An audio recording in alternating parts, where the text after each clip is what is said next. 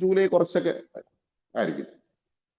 ഈ ഒരു school year start ചെയ്യുന്ന സമയത്ത് ജൂൺ മാസത്തിലുള്ള കുട്ടികളെ നോട്ട്ബുക്ക് പരിശോധിക്കുമ്പോൾ വളരെ ഭംഗിയായിരിക്കും. പക്ഷേ അത് ജൂലൈ ഓഗസ്റ്റ് ഒക്കെ അങ്ങോട്ട് പോകുമ്പോൾ ആ ഭംഗി കുറഞ്ഞു വരാറുണ്ട്. അതുപോലെ തന്നെ പഠിപ്പിക്കുന്ന കാര്യം ടീച്ചർമാർ ജൂൺ മാസമൊക്കെ ഭയങ്കര പഠിപ്പിലായിരിക്കും. അങ്ങോട്ട് പോകുമ്പോൾ അതിന്റെ തോത് കുറയും. പോലെയാണ് വ്യായാമം, എക്സസൈസ് നമ്മൾ ചെയ്യുമ്പോൾ ജനുവരി മാസം സാധാരണ ഈ ജിം നടത്തുന്ന ആൾക്കാർ പറയാറുള്ളത് അവർക്ക് ഏറ്റവും ഇഷ്ടമുള്ള മാസം ജനുവരി മാസമാണ്. കാരണം ആ സമയത്താണ് ഏറ്റവും കൂടുതൽ ആൾക്കാർ അവിടെ അംഗത്വം മെമ്പർഷിപ്പ് എടുക്കാൻ വേണ്ടി വരിക. ഈ മെമ്പർഷിപ്പ് ഫീസ് കൊണ്ട് ഒറ്റ കാര്യം കൊണ്ടാണ് പല ജിമ്മും മുന്നോട്ട് പോകുന്നത്. ഈ ശരിക്കും അവർ പറയുന്നത് പറഞ്ഞാൽ ഒരു ഓഗസ്റ്റ് കഴിഞ്ഞ ആൾക്കാരുടെ എണ്ണം വളരെ കുറവായിരിക്കും എന്നുള്ളതാണ്. അപ്പോ വ്യായാമം പക്ഷെ വളരെ അത്യാവശ്യമായിട്ടുള്ള ഒരു പ്രധാനപ്പെട്ട ഒരു കാര്യമാണ്. വ്യായാമം ചെയ്യാതെ ഒരാൾ പോലും മുന്നോട്ട് പോകരുത് എന്നുള്ളതാണ്. ഇപ്പോ അഷ്റഫ് സാറ് മാത്രമാണ് അതിനെക്കുറിച്ച് പോസിറ്റീവായിട്ട് പ്രതികരിച്ചത്. അപ്പൊ ഞാനിത് പറയാൻ കാര്യമുണ്ട്, എൻ്റെ ഒരു സുഹൃത്തുണ്ട് കേട്ടോ. അപ്പൊ അദ്ദേഹം വളരെ നല്ലൊരു ബിസിനസ്സുകാരനാണ്, നല്ലൊരു മനുഷ്യനാണ്. ഈ പാലിന്റെ ഡിസ്ട്രിബ്യൂട്ടറായിരുന്നു. എനിക്ക് തോന്നുന്ന ഒരു 10-20 വണ്ടി പുള്ളിക്കുണ്ട്, പാൽ ബിസിനസ്. അയാൾ രാവിലെ 3 മണി മുതൽ ഒരു 10 മണി വരെയാണ് അയാളുടെ ബിസിനസ് ടൈം എന്ന് പറയുന്നത്. പാല് വരും, അയാൾ വലിയൊരു ഗോഡൌണാണ്. അപ്പൊ അങ്ങനെ വളരെ സജീവമായിട്ട് ബിസിനസ് ചെയ്യുന്ന ഒരാളായിരുന്നു അദ്ദേഹം. അപ്പൊ അങ്ങനെ ഒരു 2022 വർഷം 2022 അപ്പൊ കാട്ടാക്കടയാണ് അദ്ദേഹത്തിന്റെ സ്വദേശം. അപ്പൊ അങ്ങനെ അദ്ദേഹത്തിന്റെ ഭാര്യ, ഈ കൊറോണ ഒരു മകനോ മകളാണ് തോന്നുന്നു, അച്ഛനമ്മ, ഇന്നിയാണ് അദ്ദേഹത്തിന്റെ ഫാമിലി. ആ കൊറോണ കാലഘട്ടം അറിയാലോ, നമ്മളൊക്കെ വളരെയധികം മനോഹരമായിട്ട് ഫുഡ് കഴിച്ച ഒരു കാലഘട്ടമായിരുന്നു. ഞാൻ വീട്ടില് ഒരു ബിസിനസ്സുകാരൻ നിലയിൽ വളരെ ഫ്രീ ആയിട്ട് നിൽക്കുന്ന ഒരു സമയമായിരുന്നു കൊറോണ കാലഘട്ടം. 2000 മുതൽ 2022 വരെ കാലഘട്ടം വീട്ടിൽ കുറച്ച് മക്കളുമായിട്ട് അല്ലെങ്കിൽ കുടുംബവുമായിട്ട് കുറെ വർഷങ്ങൾക്ക് ശേഷം സ്പെൻഡ് ചെയ്തിട്ടുള്ള സമയമായിരുന്നു. അപ്പൊ അതുകൊണ്ട് തന്നെ വളരെ കാര്യമായിട്ട് ഫുഡ് കഴിച്ചത്, ഞാനൊക്കെ വളരെ ഗംഭീരമായി ഫുഡ് കഴിച്ച ആൾക്കാരാണ്. അദ്ദേഹം അതേപോലെ തന്നെയാണ്, ഫാമിലി ആയിട്ട് ഒരുമിച്ച് ഫുഡ് കഴിക്കുക. ഇതായിരുന്നു അന്നത്തെ നമ്മുടെ എല്ലാം മെയിൻ ഹോബി. എന്നിട്ട് അത് പോസ്റ്റ് ചെയ്യുക, ഇന്ന ഫുഡ് ഈ ദിവസം ഇന്നതാണ് എന്നൊക്കെ പറഞ്ഞ് പോസ്റ്റ് ചെയ്യുക. അപ്പൊ അങ്ങനെ കൊറോണ കഴിഞ്ഞ് ഈ ഓപ്പൺ ചെയ്തു തുടങ്ങി, അങ്ങനെ മാർക്കറ്റൊക്കെ സജീവമായി തുടങ്ങി. ഒരു ദിവസം അദ്ദേഹത്തിന്റെ ഭാര്യയുടെ മക്കളും പറഞ്ഞു, ഞാനിങ്ങനെ ഒരു യാത്ര പോവുകയാണ്. ഈ അഗസ്ത്യകൂടം എന്ന് പറയുന്ന സ്ഥലമുണ്ട്, ട്രക്കിംഗ് ആണ്, വനമേഖലയാണ്, പ്രകൃതിയായിട്ട് ഇറങ്ങി പോകുന്ന ഒരു സ്ഥലമാണ്, ഞാൻ അവിടെ പോയാണെന്ന് പറഞ്ഞു. ഭാര്യയും മക്കളും പറഞ്ഞു ഞങ്ങളും കൂടെ വരുന്നുണ്ട്. അപ്പൊ അദ്ദേഹം പറഞ്ഞില്ല, ഇത് പാസ് എടുത്തിട്ട് മാത്രമേ, ഗവൺമെന്റ് പാസ് എടുത്തിട്ട് മാത്രമേ ആ ട്രക്കിങ്ങിന് പോകാൻ കഴിയൂ. മകന് ഒരിക്കലും പോകാൻ കഴിയില്ല, കാരണം 18 വയസ്സ് കഴിഞ്ഞാൽ മാത്രമേ പോകാൻ പറ്റൂ. ഭാര്യയ്ക്ക് വലിയ പാടാണ്, വനത്തിന്റെ അകത്തിലൂടെ യാത്ര വലിയ പാടാണ്, അതുകൊണ്ട് ഞാൻ ഒറ്റയ്ക്ക് പോകാമെന്ന് പറഞ്ഞു. അങ്ങനെ ഭാര്യ മക്കളൊക്കെ സമ്മതിച്ചു, അദ്ദേഹം ട്രക്കിങ്ങിന് വേണ്ടി പോയി. അങ്ങനെ അദ്ദേഹത്തിന് ഫ്രണ്ട്സുമായിട്ട് 4-5 പേര് ആയിട്ടാണ് അവിടെ പോയത്. വനത്തിലൂടെയുള്ള യാത്ര ആന വളരെ കൂടുതലുള്ള ഒരു സ്ഥലമാണ് ഈ അഗസ്ത്യകൂടം എന്ന് പറയുന്ന സ്ഥലം. അപ്പൊ വളരെ സാഹസികമായിട്ട് ഇവർ യാത്ര ചെയ്ത് പോവുകയാണ്. പോയി പിറ്റേ ദിവസം രാവിലെ ആയപ്പോൾ ഇദ്ദേഹത്തിന്റെ ഭാര്യ മക്കളും ഒരു പാറയുടെ പൊങ്കാലപ്പാറ എന്ന് പറയുന്ന സ്ഥലമുണ്ട്, അതിന്റെ മുകളിൽ കയറി അവിടെ റേഞ്ച് കുറച്ചിരുന്നു. അവിടെ നിന്ന് ഭാര്യയെ വിളിച്ചാണെങ്കിൽ ഇങ്ങനെ സ്ഥലത്തെത്തി, വളരെ രസമുള്ള യാത്രയായിരുന്നു. യാത്ര അനുഭവങ്ങളൊക്കെ മക്കളുമായിട്ടൊക്കെ സംസാരിച്ചു, വളരെ സന്തോഷത്തോടെ നിന്നു. എന്നിട്ട് അദ്ദേഹം പറഞ്ഞു, ഞാൻ ഇനി വിളിച്ചാൽ കിട്ടില്ല, കാരണം ഞങ്ങോട്ട് അഗസ്ത്യമല എന്ന് പറയുന്ന മലയാണ്, അവിടെ റേഞ്ച് കിട്ടാൻ സാധ്യത വളരെ കുറവാണ്, ഞാൻ തിരിച്ചു വന്നിട്ട് നേരിട്ട് വിളിക്കാം, അല്ലെങ്കിൽ റേഞ്ച് ഉള്ള സ്ഥലത്തുനിന്ന് നിങ്ങളെ വിളിക്കാമെന്ന് പറഞ്ഞു. അപ്പൊ അദ്ദേഹം ഓക്കെ എന്നിട്ട് ഫോണൊക്കെ വെച്ചു. എന്നിട്ട് അദ്ദേഹം ഭാര്യ മക്കളൊക്കെ വീണ്ടും പഴയതുപോലെ സജീവമായി, വീട്ടിലെ കാര്യങ്ങളൊക്കെ ശ്രദ്ധിച്ചു പോയി. പക്ഷെ വൈകുന്നേരം ആയപ്പോൾ വീട്ടിൽ കുറച്ച് ആൾക്കാർ വന്നു. ഭാര്യ നോക്കുന്ന സമയത്ത് കുറച്ച് ആൾക്കാർ, ഗസ്റ്റ് പോലെ കുറെ ആൾക്കാർ വരുന്നത്, അദ്ദേഹത്തിന്റെ ഫ്രണ്ട്സാണ്, വേറെ ഫ്രണ്ട്സാണ്. അവരെന്തോക്കെ അടക്കം പറയുന്നു. അപ്പൊ ആകെ ഒരു ആകാംക്ഷ. ഈ ഭാര്യ ചോദിച്ചു, അമ്മയുടെ ചോദിച്ചു, എന്താ അമ്മയ്ക്കൊന്നും മനസ്സിലാവുന്നില്ല. അപ്പൊ ഒരാൾ വന്നിട്ട് പറഞ്ഞു, നിങ്ങളുടെ ഹസ്ബൻഡ് പോകുന്ന വഴിക്ക് ഒരു ആക്സിഡന്റ് ഉണ്ടായി, ഹോസ്പിറ്റലിലാണ് എന്നിങ്ങനെ പറഞ്ഞു. അപ്പൊ കുറെ പേടിക്കാനൊന്നുമില്ല, പ്രശ്നമൊന്നുമില്ല എന്ന് പറഞ്ഞു. പക്ഷെ കുറെ കഴിഞ്ഞപ്പോൾ ആൾക്കാരുടെ എണ്ണം കൂടാൻ തുടങ്ങി. ആ വീട്ടില് ഈ മരണ വീടാം കസേര മറ്റു സാധനങ്ങളൊക്കെ വരുമല്ലോ, അതേപോലുള്ള സാധനങ്ങൾ വരാൻ തുടങ്ങി. ആ ഭാര്യയ്ക്ക് മനസ്സിലായി തന്റെ ഭർത്താവിന് കാര്യമായിട്ടുള്ള പ്രശ്നം സംഭവിച്ചു. അല്ലെങ്കിൽ മരണ വീട് പോലെ ഒരിക്കലും അറിയില്ല, മരണ വീട് സംഭവിക്കുന്ന സമയത്ത് ട്യൂബ് കെട്ടുക, ഈ ഷാമിയാന പോലുള്ള കാര്യങ്ങൾ വരിക അന്നത്തെ കാലഘട്ടത്തിൽ. അപ്പൊ അങ്ങനെ അതൊക്കെ വന്നു തുടങ്ങിയ ഭാര്യയ്ക്ക് മനസ്സിലായി ഭർത്താവ് മരിച്ചു കഴിഞ്ഞു. പിന്നെ ഭാര്യയ്ക്ക് ഒന്നും ഓർമ്മയില്ല. ഭാര്യ പിന്നെ ആലോചിച്ചത് തന്നെ ഭർത്താവ് നല്ല ഭയങ്കര സ്നേഹസമ്പന്നനായിട്ടുള്ള ഭർത്താവാണ്. ഭാര്യയും ഭർത്താവുമായിട്ടുള്ള ഒന്നിച്ചുള്ള നിമിഷങ്ങൾ, വളരെ സ്പോഞ്ച് പോലെയുള്ള ശരീരമാണ് അദ്ദേഹത്തിന്. ഈ കൊറോണ കാലത്ത് ഇങ്ങനെ ഫുഡ് ഇങ്ങനെ കാര്യമായി കഴിക്കുമ്പോൾ ഭാര്യ സാധാരണ പറയും, നിങ്ങളുടെ നിങ്ങളെ പോയി എക്സസൈസ് വ്യായാമം ചെയ്യണം, വളരെ പ്രധാനപ്പെട്ടതാണ്. പക്ഷെ ഭർത്താവ് പറയും, കുറച്ച് ദിവസം കഴിയില്ല, എനിക്ക് ചെയ്യണം എന്നൊക്കെ ഈ നീട്ടി കൊണ്ടുപോകാറുണ്ട്. മകനും ഇതേപോലെയാണ്. മകനും ആയിട്ട് ഭയങ്കര ഒരു റാപ്പയാണ്. മകൻ അച്ഛനില്ലാതെ മകനൊരു നിമിഷം പോലും ഇല്ല എന്നുള്ളതാണ് വാസ്തവം. മകനും ഇതറിഞ്ഞ് ആകെ തകർന്ന് ഭാഗത്ത് കിടക്കുകയാണ്. അപ്പോ പിന്നെ ബോഡി വന്നു, പിന്നെ ദഹിപ്പിച്ചു. പക്ഷെ ഭാര്യക്ക് അറിഞ്ഞിട്ടേ, ഭാര്യ വളരെ ബോൾഡായിട്ട് കൈയും കെട്ടി നിൽക്കുക. അപ്പൊ ഇതൊക്കെ കഴിഞ്ഞിട്ട് ഞങ്ങൾ കുറച്ച് ആൾക്കാർ ഭാര്യയെ പോയി കണ്ട സമയത്ത് ഭാര്യ പറഞ്ഞൊരു കാര്യമാണ്, എന്റെ ഭർത്താവിന് ജീവൻ നഷ്ടപ്പെടില്ലായിരുന്നു വ്യായാമം, എക്സസൈസ് ചെയ്തിരുന്നെങ്കിൽ. അതുകൊണ്ട് നിങ്ങൾ ബിസിനസ് ചെയ്യുന്ന ആൾക്കാരെല്ലാവരും നിർബന്ധം ചെയ്യേണ്ട കാര്യമാണ് വ്യായാമം. നിങ്ങളുടെ ശരീരത്തെക്കുറിച്ച് ചിന്തിക്കാതെ പല ആൾക്കാരും, ഫാമിലി സ്നേഹമുള്ള ആൾക്കാരുണ്ടാവും, ബിസിനസ് വളരെ മുന്നോട്ട് പോകുന്ന ആൾക്കാരുണ്ടാവും. ഇനി ഞാൻ എന്ത് ചെയ്യണമെന്ന് എനിക്കൊരു ഐഡിയ ഇല്ല, എന്റെ ഭർത്താവ് നഷ്ടപ്പെട്ടു കഴിഞ്ഞു, കോടിക്കണക്കിന് രൂപ ഓൾറെഡി ലോണുണ്ട്. ഭർത്താവ് വളരെ മനോഹരമായിട്ട് നന്നായിട്ട് ബിസിനസ് മുന്നോട്ട് കൊണ്ടുപോയ ഒരാളായിരുന്നു. പക്ഷേ ഇപ്പോഴത്തെ അവസ്ഥ വളരെ ദയനീയമാണ്. അപ്പൊ അതുകൊണ്ട് നിങ്ങളുടെ ഫാമിലിക്ക് അങ്ങനെ സംഭവിക്കാതിരിക്കാൻ വേണ്ടി നിങ്ങൾ നിർബന്ധം ചെയ്യേണ്ട ഒരു കാര്യമാണ് വ്യായാമം, എക്സസൈസ്. അപ്പൊ ഇത് കേട്ടിട്ട് നമ്മൾ പിന്നീട് അവിടെ നിന്ന് ആലോചിച്ചു, അതെ ശരിയാണ്, നമ്മൾ അതുവരെ ബോഡിയെ കുറിച്ചുള്ള അല്ലെങ്കിൽ നമ്മുടെ ശരീരത്തെ കുറിച്ചൊന്നും ശ്രദ്ധിക്കുന്ന ഒരാളെ അല്ലായിരുന്നു ഞാനൊക്കെ. പ്രത്യേകിച്ച് കൊറോണ കാലം അറിയാമല്ലോ, നന്നായിട്ട് ഫുഡ് കഴിച്ച ഒരു കാലം. അപ്പൊ ഞാൻ പറയാൻ ഒരു കാരണമുണ്ട്. ഞാൻ നിങ്ങളുടെ അടുത്ത് ആദ്യം പറഞ്ഞു നിങ്ങൾ വ്യായാമം ചെയ്യണം, വ്യായാമം ചെയ്യേണ്ട അത്യാവശ്യമാണെന്ന് പറഞ്ഞപ്പോൾ അഷ്റഫ് സാറ് മാത്രം പ്രതികരിച്ചു. എന്നാൽ ഞാൻ ഈ കഥയും കൂടി പറഞ്ഞിട്ട് വ്യായാമം ചെയ്യണം എന്നുള്ള കാര്യം പറഞ്ഞു കഴിഞ്ഞാൽ നിങ്ങൾക്കത് കണക്ട് ചെയ്യാനുള്ള സാധ്യത വളരെ വളരെ കൂടുതലാണ്. എന്റെ പോയിന്റ് അതാണ്. നമ്മളൊരു കാര്യം പ്രത്യേകിച്ച് ബിസിനസ്സുകാർ പറയുന്ന സമയത്ത് നമ്മുടെ പ്രൊഡക്റ്റിനെ കുറിച്ച് വെറുതെ പറഞ്ഞു കഴിഞ്ഞാൽ അതിലൊരു അർത്ഥവുമില്ല. എന്നാൽ നിങ്ങൾ ഒരു കഥ പറയുന്ന രീതിയിൽ പ്രൊഡക്റ്റിനെ കുറിച്ച് പറഞ്ഞാൽ വളരെ നല്ലതാണ്. ഈ കഥ പറയലെന്ന് പറയുമ്പോൾ പൊതുവെ നമുക്ക് ബിസിനസ്സുകാർക്ക് ചിന്തിക്കുക അത് അമ്മൂമ്മമാർ അല്ലെങ്കിൽ കുട്ടികൾ കേൾക്കേണ്ട കാര്യമാണ് കഥ എന്നുള്ളതാണ്. എന്നാൽ അങ്ങനെയല്ല. കഥ, ഏതൊരു കാര്യവും കഥയിലൂടെയാണ് മുന്നോട്ട് പോകുന്നത്. നമുക്കറിയാം, മതങ്ങൾ നിലനിൽക്കുന്നതിന്റെ പ്രധാനപ്പെട്ട കാര്യം കഥയിലൂടെയാണ്. കഥയില്ലെങ്കിൽ മതമില്ല. അല്ലെങ്കിൽ നമുക്ക് മതങ്ങൾ നമ്മുടെ മനസ്സിലേക്ക് കയറിയത് കഥാരൂപത്തിലാണ്. കഥ മതങ്ങളെ സൃഷ്ടിക്കുന്നു. ഒരു പൊളിറ്റീഷ്യൻ അല്ലെങ്കിൽ രാഷ്ട്രീയക്കാരൻ വളരെ മുന്നോട്ട് പോകുന്നത് അവന് മികച്ച കഥ അവന് പിന്നിൽ ഉള്ളത് കൊണ്ടാണ്. അപ്പൊ നമ്മൾ ഗാന്ധിജിയെ എല്ലാവരും ഓർക്കാറുണ്ട്. കാരണം ഗാന്ധിജിക്ക് നിരവധി കഥകൾ ഗാന്ധിജി ഉണ്ടാക്കിയിട്ടുണ്ട്. നെഹ്റുവിനെ നമ്മൾ ഓർക്കാറുണ്ട്. ഒരു സാധാരണ ഒരു ലീഡറിനെ അല്ലെങ്കിൽ ഒരു ഉയർന്ന ലീഡർ തമ്മിലുള്ള വ്യത്യാസം, മികച്ച കഥ ഉള്ള ഒരാളാണ് ഒരു മികച്ച പൊളിറ്റീഷ്യൻ എന്ന് പറയുന്നത്. അപ്പൊ പിണറായി വിജയൻ, അദ്ദേഹത്തിന് പിന്നെ ഒരു കഥയുണ്ട്. അദ്ദേഹം കുട്ടിക്കാലത്ത് കഷ്ടപ്പെട്ട ഒരു കഥയുണ്ട്. വളരെ പ്രയാസപ്പെട്ട് മുന്നോട്ട് വന്ന ജീവിത ശൈലി അദ്ദേഹത്തിനുണ്ട്. നമ്മുടെ പ്രധാനമന്ത്രി മോദിക്കും അതേപോലെ കഥയുണ്ട്, ചായക്കടക്കാരൻ എന്നുള്ള കഥ. ഇങ്ങനെ നമ്മൾ മികച്ച കഥയുള്ള ആൾക്കാരാണ് മികച്ച രീതിയിൽ മുന്നോട്ട് പോകുന്നത്. ഒബാമയെ കുറിച്ചുള്ള കഥ നമുക്ക്, ഒബാമ അമേരിക്കൻ രാഷ്ട്രപതി ആവുന്ന സമയത്ത്, പ്രസിഡന്റ് ആവുന്ന സമയത്ത് മികച്ച കഥകൾ നമ്മൾ കേട്ടതാണ്. നമുക്ക് ബിസിനസ്സിനും ഇതേപോലെ തന്നെയാണ്. ബിസിനസ്സുകാരന് കഥയില്ലെങ്കിൽ അവന്റെ ബിസിനസ് ഒരു പരിധിക്കപ്പുറം ഉയരില്ല. ബിസിനസ്സിൽ കഥയുണ്ടാകണം. സ്റ്റോറി ടെല്ലിംഗ് എന്ന് പറയുന്ന കാര്യം ബിസിനസ്സിൽ വളരെ വളരെ പ്രധാനപ്പെട്ട ഒരു കാര്യമാണ്. നമ്മൾ പലപ്പോഴും ഇതിനെക്കുറിച്ച് നമുക്ക് അറിയില്ല, സത്യം പറയുന്നതിനെ കുറിച്ച് അറിയില്ല. നമ്മൾ പല ആൾക്കാരും പല കഥകളിലും കുടുങ്ങിക്കിടക്കുന്ന ആൾക്കാരാണ്. പല ബ്രാൻഡും നമ്മൾ വാങ്ങാനുള്ള കാരണം ആ ബ്രാൻഡിന് പിന്നിൽ ഒരു കഥയുണ്ട് എന്നുള്ളതാണ്. ഈ കഥ എന്നൊക്കെ ഇങ്ങനെ ഞാൻ ഇപ്പൊ സംസാരിക്കുന്ന സമയത്ത് എന്റെ മനസ്സിൽ ഇപ്പോൾ തന്നെ പല പല ബ്രാൻഡിന്റെ കഥകൾ ഇങ്ങനെ തലയിൽ വന്ന് പോയിക്കൊണ്ടിരിക്കുകയാണ്. ഒരു ആപ്പിൾ ഫോൺ വാങ്ങാൻ ഒരു കഥയുണ്ട്, നൈക്കിന്റെ ഡ്രസ് എടുക്കാൻ ഒരു കഥയുണ്ട്. നിങ്ങൾ സാധാരണ ഒരു ടീഷർട്ട് 200 രൂപയാണെങ്കിൽ ഒരു ബ്രാൻഡ് ടീഷർട്ട് നിങ്ങൾ വാങ്ങുന്നത് 5000, 2000 അല്ലെങ്കിൽ 1000 പുറത്തുള്ള രൂപയായിരിക്കും. അത് വാങ്ങുവാൻ ആ ബ്രാൻഡിന് കഥ ഉള്ളത് കൊണ്ടാണ്. നിങ്ങളുടെ പ്രൊഡക്റ്റ് വേറൊരാൾ വാങ്ങണമെങ്കിൽ നിങ്ങൾക്കൊരു കഥയുണ്ടാകണം. അല്ലെ റിപ്പീറ്റ് ആയിട്ട് ഒരാൾ വാങ്ങണമെങ്കിൽ നിങ്ങളുടെ ബ്രാൻഡിന് കഥയില്ലെങ്കിൽ, നിങ്ങളുടെ പ്രൊഡക്റ്റിന് കഥയില്ലെങ്കിൽ വാങ്ങില്ല. ചില കുഞ്ഞു കുഞ്ഞു ഷോപ്പുകളുണ്ട്, കൊച്ചു കൊച്ചു കടകൾ. എന്റെ വീടിന്റെ അടുത്തൊരു ചിക്കൻ കട്ടച്ചക്കുഴി എന്ന് പറയുന്ന സ്ഥലമുണ്ട്. അവിടെ ഒരു ചിക്കൻ വിൽക്കുന്ന കടയാണ്. പക്ഷെ അവിടെ ഭയങ്കര തിരക്കാണ്. അവിടുത്തെ ഒരു കഥ, ഒരു 10-20 വർഷമായിട്ട് ഓടുന്ന ഒരു കഥയുണ്ട്. അവിടുത്തെ ചിക്കൻ അപാര ടേസ്റ്റാണ്, മറ്റൊരാളെ മറിച്ചാണ്, അവിടെ ഭയങ്കര തിരക്കുമാണ്. ഒരു കൊച്ചു ഷോപ്പായിരുന്നു, എന്നൊരു അത്യാവശ്യം നല്ല ഷോപ്പായിട്ട് മാറി. ഇങ്ങനെ നിങ്ങളെ പരിസരത്ത് ഒരുപാട് കഥയുള്ള കൊച്ചു കൊച്ചു ഹോട്ടലുണ്ടാകും. ആ കഥ പല ആൾക്കാരും പറഞ്ഞ് അത് ബ്രാൻഡായിട്ട് മാറിയിട്ടുണ്ടാകും.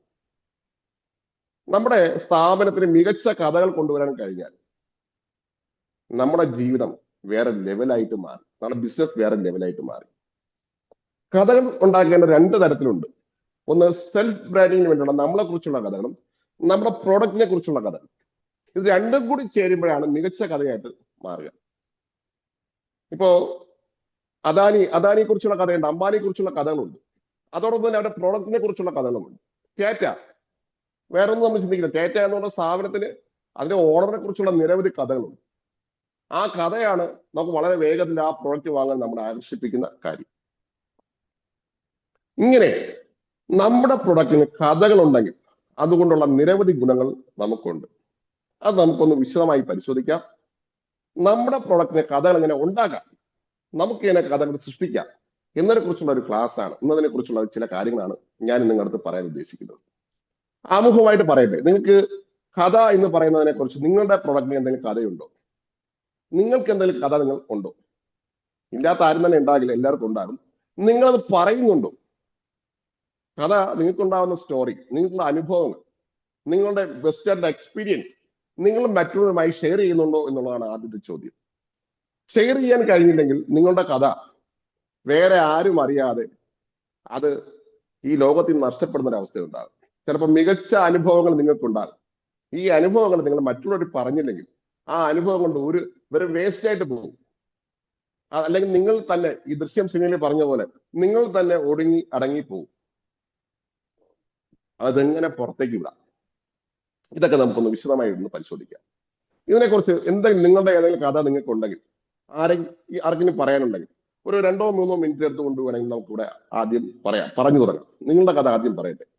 നിങ്ങളുടെ കഥ ആദ്യം പുറത്തേക്ക് പറയാൻ ആഗ്രഹിക്കുന്ന ആൾക്കാർ 2 മിനിറ്റ് സമയം കൊണ്ട് ആർക്കെങ്കിലും 1-2 പേർക്ക് പറയാം. ദയവായി ആരെങ്കിലും ഉണ്ടെങ്കിൽ ദയവായി വരും.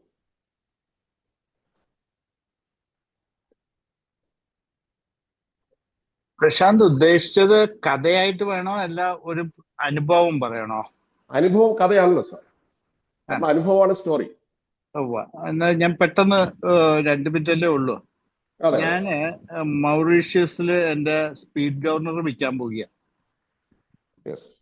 അപ്പം കുറച്ച് വിറ്റിട്ടുണ്ട്. അന്നേരം എന്റെ ഡീലർ വളരെ ചെറിയൊരു മനുഷ്യനായിരുന്നു. അന്നേരം കമ്പനിയുടെ പേര് പറഞ്ഞാൽ മൗറീഷ്യസ് അറിയാവുന്ന ആരെങ്കിലും ഉണ്ടെങ്കിൽ അവർക്ക് മനസ്സിലാവും. It is A massive company there.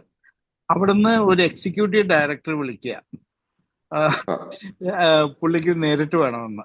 അപ്പം എനിക്ക് എന്റെ ഡീലറെ മറന്നിട്ട് അങ്ങോട്ട് പോകാൻ പറ്റില്ല. പക്ഷെ അവർ ചോദിക്കുന്ന ക്വാണ്ടിറ്റി എന്റെ ആൾക്ക് ഒരു കാലത്തും എടുക്കാനും പറ്റില്ല. അപ്പം ഞാൻ അവർക്കൊരു ഇതാക്കി ഇയാൾക്കൊരു മാർജിനും വെച്ച് സർവീസ് ഇയാളെ കൊണ്ട് കൊടുക്കാന്നൊക്കെ പറഞ്ഞിട്ടുള്ള ഡീലാക്കിയിട്ട് ഞാൻ അങ്ങോട്ട് പോവുക. അപ്പൊ പോകുന്നതിന് മുമ്പായിട്ട്, ഞാൻ ദുബായിൽ നിന്നാണ് പോകുന്നത്, എമിറേറ്റ്സിന്റെ ബിസിനസ് ക്ലാസ്സില് എന്റെ ഇത് ഇരിക്കുള്ളൂ എന്നൊക്കെ പറയുമ്പോ 6.5 മണിക്കൂർ ഫ്ലൈറ്റ്. പോകുമ്പോ ഒരു മാനേജറിനെ വേണം, അവരെയും കൂടിയൊക്കെ കൊണ്ടുപോകുന്നതിന്റെ ചെലവ് ഒക്കെ ഓർത്തിട്ട് 10 പ്രാവശ്യം ആലോചിച്ച് എഗ്രിമെന്റ് വരെ ഡ്രാഫ്റ്റ് ചെയ്തിട്ട് ആണ് പോകുന്നത്. അന്നേരം ഞാൻ മാനേജറിനോട് പറഞ്ഞു, നീ കൂടി ഒന്ന് വിളിച്ച് ചോദിച്ചേര് എല്ലാം കൺഫേംഡ് ആണെന്ന് പറഞ്ഞിട്ട് അവിടെ ചെല്ലുകയാണ്. അപ്പം ആളുടെ പേര് മുഹമ്മദ് ഹാജി ആഡം എന്നാണ്. പേരെല്ലാവരും ഓർക്കണേ, പ്രശാന്ത് ഓർക്കും, മറ്റുള്ളവരെല്ലാവരും ഓർക്കണം. മുഹമ്മദ് ഹാജി ആഡം. അവിടെ ചെന്ന് എക്സിക്യൂട്ടീവ് ഡയറക്ടറാണ് ഞാൻ. പുള്ളിയുടെ മുമ്പിൽ നിൽക്കുന്ന റൂമിൽ വരെ റിസപ്ഷനിൽ പറഞ്ഞ് പുള്ളി എന്നെ കൂടി കൊണ്ടുവന്ന് മുഹമ്മദ് ഹാജി ആഡമിന്റെ മുമ്പിൽ നിൽക്കുകയാണ്. റൂമിൽ അവിടെ നിൽക്കുകയാണ്. എന്റെ കാർഡുമായിട്ട് അകത്തേക്ക് പോയിരിക്കുന്നത്. വന്നു കഴിഞ്ഞപ്പം ഇയാള് വിളിച്ചു. അപ്പം മുസ്ലിം ആണല്ലോ, നമുക്ക് അസ്ലാമു അലൈക്കും പറഞ്ഞ് തുടങ്ങാമല്ലോ എന്ന് പറഞ്ഞ് അസ്ലാമു അലൈക്കും പറഞ്ഞ് കൈ നീട്ടി, കൈ ഷെയ്ക്കാൻ ചെയ്ത്.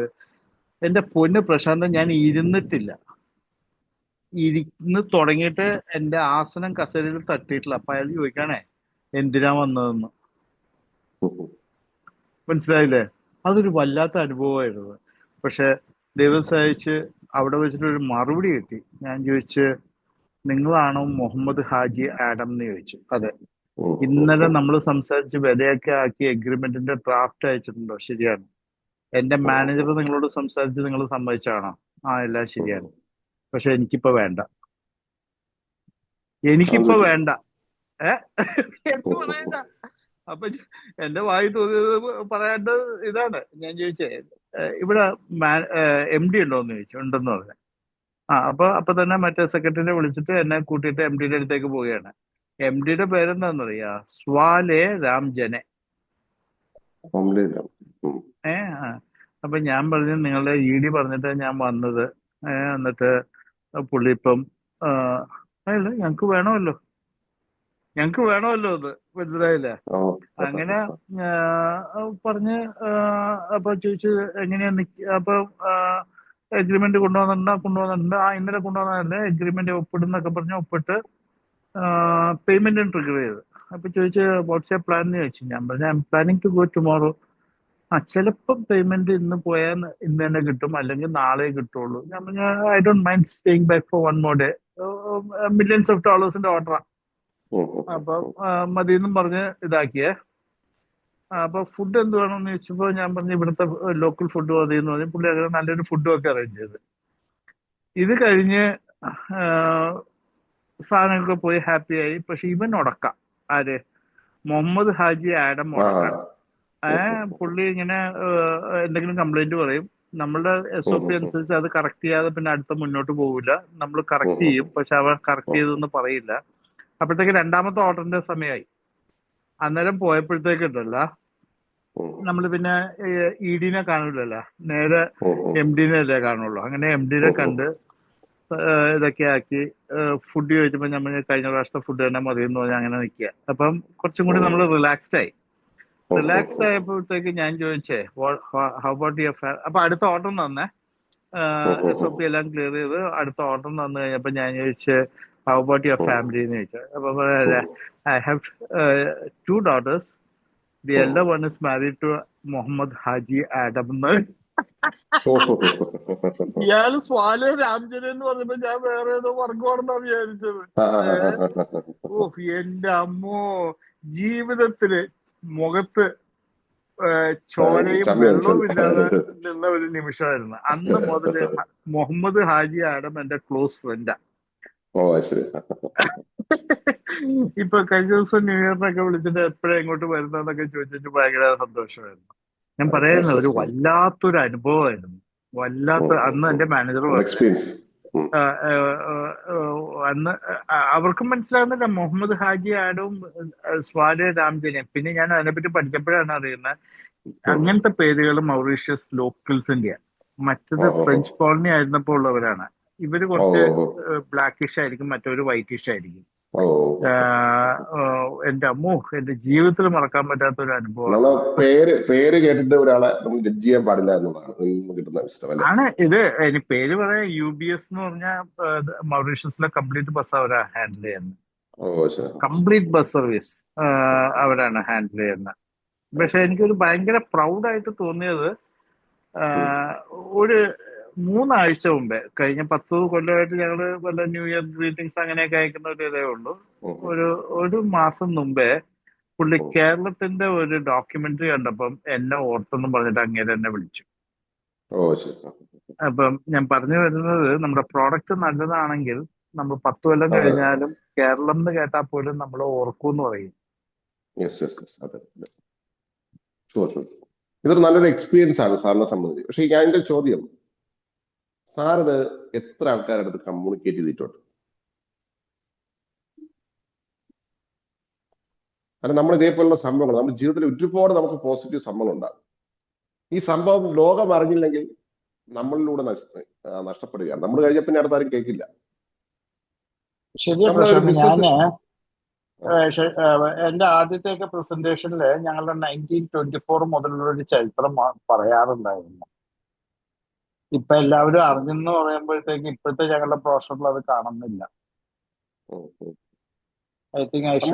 ഇത് വളരെ ശ്രദ്ധിക്കേണ്ട, പല ബിസിനസ്സുകാർക്കും പറ്റുന്ന ഒരു അബദ്ധം. പ്രത്യേകിച്ച് കുഞ്ഞു കുഞ്ഞു ബിസിനസ്സുകാർ വിചാരിക്കുന്ന പറഞ്ഞാൽ വലിയ വലിയ ആൾക്കാർക്കാണ് കഥയുള്ളത്, നമുക്കൊന്നും കഥയില്ലാത്ത ആൾക്കാരെന്നുള്ള ചിന്താഗതി പല ആൾക്കാർക്കും ഉണ്ട്. പ്രത്യേകിച്ച് സ്മോൾ ആൻഡ് മീഡിയം ബിസിനസ് ചെയ്യുന്ന ആൾക്കാരുടെ വലിയൊരു പ്രശ്നമാണ്. കഥ എല്ലാവർക്കും ഉണ്ടാകും. നമ്മൾ ചെയ്തിട്ടുള്ള മികച്ച കാര്യങ്ങൾ അത് നമ്മളല്ലാതെ പിന്നെ വേറെ ആരാണ് പറയുക? ഇവിടെയാണ് പ്രശ്നം. നമ്മളെ കുറിച്ച് നമ്മൾ പറഞ്ഞു കഴിഞ്ഞാൽ അത് പൊങ്ങച്ചമായി മാറുമോ എന്നുള്ളൊരു ധാരണ പൊതുവെ എല്ലാവർക്കും ഉണ്ട്. നമ്മളെ കുറിച്ച് പറയാൻ ഭയങ്കര നമ്മളെ പെരുവാൻ വേണ്ടിയിട്ട് അല്ലെങ്കിൽ പട്ടണ കഥയാണ് അല്ലെങ്കിൽ ഡോഡോ കഥകളാണ് എന്നൊക്കെ നമ്മൾ പറയാറുണ്ട്. പക്ഷെ അങ്ങനെയല്ല. ഈ കഥയെ നമ്മൾ ചെറിയ മാറ്റങ്ങൾ കൊണ്ടുവരികയാണെങ്കിൽ, ശ്രദ്ധിക്കുക, നമ്മൾ പറയുന്ന കഥയെ ചെറിയ ചെറിയ മാറ്റങ്ങൾ കൊണ്ടുവരാനാണെങ്കിൽ നമുക്ക് വളരെ നിസ്സാരമായിട്ട് നമുക്ക് ഈ പ്രശ്നങ്ങൾക്ക് പരിഹാരം കണ്ടെത്താൻ കഴിയും. കഥ എല്ലാവർക്കും ഉണ്ടാകും. നമ്മുടെ ജീവിതത്തിൽ ഒരുപാട് അനുഭവങ്ങൾ ഉണ്ടാകും. അപ്പൊ ഞാൻ എൻ്റെ ഒരു അനുഭവം നിങ്ങളോട് പറയാൻ ആഗ്രഹിക്കുന്നു. ഞാൻ എന്തുകൊണ്ട് ബിസിനസ് കോച്ചായി മാറി, പ്രത്യേകിച്ച് ബിസിനസ് കൺസൾട്ടിങ് രംഗത്തേക്ക് ഞാൻ എന്തുകൊണ്ട് ഇറങ്ങി എന്നുള്ളൊരു കഥയാണ്. 2016 എൻ്റെ ഒരു ഫ്രണ്ട് വന്നിട്ട് എന്നോട് പറഞ്ഞു, അവന്റെ വീടിന്റെ അടുത്തുള്ള ഒരു വയസ്സായ അപ്പൂപ്പനും അമ്മമ്മയുണ്ട്. അവരുടെ മക്കൾ അവരെ ഉപേക്ഷിച്ചിട്ട് പോയി. അവർ നോക്കാനൊന്നും ആരും തന്നെ ഇല്ല. വലിയ പ്രയാസപ്പെട്ടാണ് അവർ കഴിയുന്നത്. അപ്പൊ അതുകൊണ്ട് കുറച്ച് സാമ്പത്തിക സഹായം ചെയ്യാമെന്ന് വിചാരിക്കുന്നുണ്ട്. അപ്പൊ അതുകൊണ്ട് നീ കുറച്ച് രൂപ എനിക്കൊന്ന് തരണം. അപ്പൊ ഞാൻ പറഞ്ഞു, എത്ര വയസ്സായ ആൾക്കാരാണ്? അത് പറഞ്ഞു, 60 വയസ്സിന് അടുപ്പിച്ചിട്ടുണ്ടാവും രണ്ടുപേരും. ഒരു 50-60 വയസ്സ് ആ ഏജാണ്. അപ്പൊ ഞാൻ പറഞ്ഞു, നമുക്ക് കുറച്ച് സാമ്പത്തിക സഹായം ചെയ്തു കഴിഞ്ഞാൽ അതോടുകൂടി കഴിഞ്ഞു. അതിന് പകരം നമുക്ക് കുറച്ച് എന്തെങ്കിലും വേറെ എന്തെങ്കിലും ഒരു ഒരു ഒരു സ്ഥാപനം നടത്തി കൊടുക്കാൻ, ചെറിയ ചെറിയ ഒരു ഷോപ്പ് നടത്തി കൊടുക്കുന്നതല്ലേ നല്ലതെന്ന് ചോദിച്ചു. അപ്പൊ അവൻ പറയും അത് നല്ലതാണ്. ഞാൻ ചോദിച്ചു, അയാളെ വീട് റോഡ് സൈഡിലാണോ വീടെന്ന് ചോദിച്ചു. അതെ, മെയിൻ റോഡ് സൈഡിലാണ് വീട്. വീട്ടിൽ എങ്ങനെയാണ് ഒരു ഷോപ്പ് നടത്താനുള്ള സൗകര്യം ഉണ്ടാവുമെന്ന് ചോദിച്ചു. അപ്പൊ അയാൾ പറഞ്ഞു, ഉണ്ടുണ്ട്, വീട്ടിൽ സുഖമായിട്ട് ഷോപ്പ് നടത്താൻ കഴിയും. അപ്പൊ ഞാൻ അവനോട് ആ വീട്ടിൽ പോയി. ആ വീട്ടിൽ പോയ സമയത്ത് ഒരു ചെറിയൊരു ഷോപ്പ്, ഒരു ചെറിയൊരു സോഫ്റ്റ് ഡ്രിങ്ക്സ് ഒക്കെ വിൽക്കുന്ന ഒരു കട അവിടെ ചെയ്യാൻ പറ്റുമെന്ന് മനസ്സിലായി. അങ്ങനെ അവനൊരു 10,000 രൂപയ്ക്കുള്ള പ്രൊഡക്റ്റ് വാങ്ങിച്ചു. ഞാൻ പെപ്സി ഡിസ്ട്രിബ്യൂട്ടറാണ്. അപ്പൊ ഞാനും എൻ്റെ ഉള്ള ഒരു ആവശ്യം 3,000 രൂപ അടുപ്പിച്ചുള്ള പ്രൊഡക്റ്റ് കൊടുത്തു. നല്ല ഡിസ്പ്ലേ ചെയ്യാനുള്ള കുറെ സാധനങ്ങൾ ഞാൻ കൊടുത്തു. വെള്ളം തണുപ്പിച്ചു കൊടുക്കാനുള്ള സംവിധാനം ഞാൻ അവിടെ ചെയ്തു കൊടുത്തു. അപ്പൊ ഇതൊക്കെ ചെയ്തിട്ട് ഞാനോട് പറഞ്ഞു, എങ്ങനെയാണ് ബിസിനസ് ചെയ്യേണ്ടത് എന്നതിനെ കുറിച്ചുള്ള ചെറിയൊരു, ഞാൻ പഠിച്ചു പറഞ്ഞൊന്നുമല്ല. ഞാൻ പറയും, മാർക്കറ്റിംഗ്, നിങ്ങൾ എങ്ങനെ മാർക്കറ്റ് ചെയ്യണം, നിങ്ങൾ എങ്ങനെ സെയിൽസ് നടത്തണം, നിങ്ങൾ എങ്ങനെ ലാഭം എടുക്കും. പ്രത്യേകിച്ച് പറഞ്ഞു, ഈ രൂപയ്ക്ക് നിങ്ങൾ ഒരിക്കലും ഈ മുതലിന്റെ അടുത്ത് നിങ്ങൾ ഒരിക്കലും വീട്ടിന്റെ കാര്യം ചെയ്യരുത്. അതിന്റെ ലാഭം എടുത്ത് വേണം ചെയ്യാൻ. അങ്ങനെ കുറെ സിസ്റ്റമായിട്ട് കുറെ കാര്യങ്ങൾ പറഞ്ഞു കൊടുത്തു. അവർ രണ്ടുപേരും അതേപോലെ അക്ഷരം പറഞ്ഞു, ഞാൻ എന്തോ പറഞ്ഞു അത് അതേപോലെ അവർ കേട്ടു. പക്ഷെ ഭാഗ്യം എന്ന് പറയട്ടെ, ഒരു മാസം അവർക്ക് ആ ബിസിനസ് ചെയ്ത സമയത്ത് 15,000 രൂപ മിച്ചം പിടിക്കാൻ കഴിയും. മുടക്ക് വെറും 13,000 രൂപ, 15,000 രൂപ അവർക്ക് മിച്ചം കിട്ടി. എന്നിട്ട് ആ ആൾക്കാർ ഇങ്ങനെ ഇപ്പോഴും കട നടത്തിക്കൊണ്ടിരിക്കുക. അപ്പൊ ഇന്നാണ് ഞാൻ ചോദിച്ചപ്പോൾ ഒരു മാസം 27,000 രൂപ അടുപ്പിച്ച് അവർക്ക് മിച്ചം കിട്ടുന്നുണ്ട്. അപ്പൊ ഇത് എന്റെ കൂട്ടുകാരൻ ഫ്രണ്ടിന് ഭയങ്കര അതിശയം. അവൻ പറഞ്ഞു, നിന്റെ ഐഡിയ വളരെ നല്ല ഐഡിയ ആണ്. അപ്പോ അവൻ പറഞ്ഞു, എന്റെ ബിസിനസ്സിന് കുറെ പ്രശ്നങ്ങളുണ്ട്, നീ എന്നെ ഒന്ന് സഹായിക്കുക. ഞാൻ പറഞ്ഞു, പിന്നെന്താ. അങ്ങനെ ഞാൻ ചില സഹായങ്ങൾ കൊടുത്തു. അത് അവന് വളരെ ഗുണമായി. അവന്റെ കെയർ ഓഫ് എനിക്ക് 7-8 പേര് എന്റെ അടുത്തേക്ക് വീണ്ടും വന്നു. അതുവരെ ഞാൻ ഫ്രീ ആയിട്ടായിരുന്നു കൺസൾട്ടിങ് നടത്തിക്കൊണ്ടിരുന്നു. കൺസൾട്ടിങ് എന്ന് പറയാൻ കഴിയില്ല, നമ്മൾ വെറുതെ വാക്കുകൊണ്ടുള്ള ഞാൻ അങ്ങനെ ചെയ്യുന്നൊക്കെ പറയുന്നത് അങ്ങനെ വന്നതായിരുന്നു. പക്ഷെ ഞാനും ഇങ്ങനെ ആ 7-8 പേർക്ക് വീണ്ടും കൺസൾട്ടിങ് ഞാൻ കൊടുത്തു. പക്ഷെ അവർക്കെല്ലാം കാര്യമായ മാറ്റം ഉണ്ടായി. ഭൂരിഭാഗം ആൾക്കാർക്ക്, ഒരു 5 പേർക്ക് നല്ല മാറ്റം ഉണ്ടായി. 2 പേര് ഞാൻ പറഞ്ഞ കാര്യം അവർ കേട്ടില്ല. അങ്ങനെ എനിക്ക് പല സ്ഥലങ്ങളിൽ നിന്നും ഇങ്ങനെ ആൾക്കാർ എന്നെ വിളിക്കാൻ തുടങ്ങി. അപ്പൊ ആൾക്കാർ കൂടിയപ്പോ എന്റെ ബിസിനസ് ശ്രദ്ധിക്കാൻ പറ്റുന്നില്ല. ഞാൻ അതിനെ ഒഴിവാക്കാൻ വേണ്ടി ഞാൻ വെറുതെ അവിടെ വരണം, എനിക്ക് 1,00,000 രൂപ തരണം, എങ്കിൽ മാത്രമേ ഞാൻ വരുള്ളൂ എന്ന് പറഞ്ഞു. അങ്ങനെ എനിക്ക് കാശ് കിട്ടി. 50 മുതൽ പിന്നെ ബാർഗെയിൻ ചെയ്തു. പല ആൾക്കാർ കാശ് തന്നു. ഞാൻ പിന്നെ നോക്കാൻ തുടങ്ങി. അങ്ങനെ പതുക്കെ ഞാൻ അങ്ങനെ കൺസൾട്ടിങ് രംഗത്തേക്ക് ഞാൻ ഇറങ്ങിപ്പോയി. ഞാൻ മനഃപൂർവ്വം വേണമെന്ന് വിചാരിച്ചിട്ട് ഞാൻ ഇറങ്ങിയതല്ല. അങ്ങനെ ഇന്ന് നിരവധി ആൾക്കാർക്ക് കൺസൾട്ടിങ് ഞാൻ കൊടുത്തു നിൽക്കുന്ന ഒരാളാണ് കേരളം മുഴുവൻ. നിരവധി ഇതേപോലുള്ള ക്ലാസ്സുകൾ ഞാൻ എനിക്കറിയില്ല എത്ര ക്ലാസ് എടുത്തു എന്നുള്ള ഒരു ഡോക്യുമെന്റ് എൻ്റെ കയ്യിലില്ല. സെയിൽസ് ട്രെയിനിങ് ഞാൻ നിരവധി ചെയ്തിട്ടുണ്ട്. ഇതൊക്കെ തുടങ്ങിയത് ഒരു കൊച്ചു കടയിൽ ഞാൻ പോയി അവരെ സഹായിക്കാൻ പോയത് കൊണ്ടാണ്. ഇതാണ് ഞാനൊരു കോച്ചായി മാറാനുള്ള എന്റെ കഥ, എന്റെ ജീവിത കഥ. ഇനി ഈ സംഭവം എന്റെ സുഹൃത്ത് പറയുകയാണെങ്കിൽ, ഇപ്പൊ ഈ കഥയിൽ നായകൻ ഞാനാണ്. ഞാൻ ചെയ്ത കാര്യങ്ങളാണ് ഞാൻ പറഞ്ഞത്. ഇനി ഈ കഥ എന്റെ സുഹൃത്ത് പറയുകയാണെങ്കിൽ എന്താണ് പറയുക? അവൻ പറയുക, എന്റെ ഒരു സുഹൃത്തുണ്ടായിരുന്നു, ഞാൻ ഒരാളെ സഹായിക്കാൻ പോയപ്പോൾ ഞാൻ അവനെ വിളിച്ചു. എന്നിട്ട് ഞാൻ അവനോട് പറഞ്ഞു, നീ അവനെ ഒന്ന് സഹായിക്കുക. അവരെങ്ങനെ ബിസിനസ് ചെയ്യേണ്ട കാര്യങ്ങളൊന്നും പറഞ്ഞു കൊടുക്കണം. അങ്ങനെ അവൻ പറഞ്ഞു കൊടുത്തു, അവർക്ക് നല്ല മാറ്റം ഉണ്ടായി. എന്നിട്ട് ഞാൻ എൻ്റെ ബിസിനസ് സഹായിക്കാൻ വേണ്ടി അവനെ വിളിച്ചു. അത് നല്ല ഗുണമുണ്ടായി. ഞാൻ എന്നിട്ട് അവന് കുറേ ഓർഡർ കൊടുത്തു. കുറേ ബിസിനസ്സുകാർ അവന് കൺസൾട്ടിംഗ് രംഗത്തേക്ക് അവന് കസ്റ്റമേഴ്സിനെ പിടിച്ചു കൊടുത്തു. അങ്ങനെ കൊടുത്തു ഇന്ന് അറിയപ്പെടുന്ന ഒരു ബിസിനസ് കോച്ചായിട്ട്, ബിസിനസ് കൺസൾട്ടിംഗ് സ്ഥാപനമായിട്ട് അവന്റെ സ്ഥാപനം മാറി. അപ്പൊ അവന്റെ ഒരു സ്ഥാപനം എന്റെ കുറെ ഞാനാണ് അവനെ ഇങ്ങനെ സഹായിച്ച് അവനെ ഇങ്ങനെ ആക്കിയത്. അപ്പൊ രണ്ടാമത് പറഞ്ഞ കഥയിൽ നായകൻ അവനാണ്, എന്റെ ഫ്രണ്ടാണ്. അവന്റെ ഭാഗം നോക്കുമ്പോൾ ശരിയാണ്. ഞാൻ പറഞ്ഞു ഇതാണ്, നമ്മളെ കുറിച്ച് കഥ പറഞ്ഞില്ലെങ്കിൽ നമ്മൾ നായകനായിരിക്കില്ല, നമ്മൾ അതിന്റെ ഒരു പാർട്ടായിരിക്കും. അതേ സമയത്ത് നമ്മളെ കുറിച്ചുള്ള കഥകൾ നമ്മൾ തയ്യാറാക്കും. ഇത് അവതരിപ്പിക്കേണ്ട രീതിയുമുണ്ട്. നമുക്കത് ഭംഗിയായിട്ട് പഠിക്കാൻ കഴിയും. വലിയ പാടുള്ള കാര്യമൊന്നുമില്ല. നമ്മൾ ചെറിയ ഇപ്പൊ ചെയ്യുന്ന കാര്യങ്ങൾ കുറച്ച് മാറ്റം വരുത്തിയാൽ മാത്രം. ഇപ്പൊ ഗാന്ധിജിയെ കുറിച്ച് അറിയാൻ ആൾക്കാരുണ്ട്. ഗാന്ധിജിയുടെ കൂടെ സഹായിച്ച ഒരുപാട് ആൾക്കാരുണ്ട്.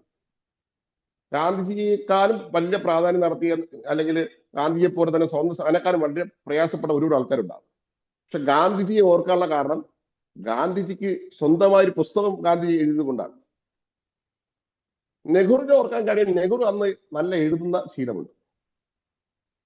ഒരുപാട് ഡോക്യുമെന്റ് നെഹ്റു എഴുതിയിട്ടുണ്ട്. നെഹ്റുവിന്റെ കഥകൾ നെഹ്റു തന്നെ എഴുതിയിട്ടുണ്ട്.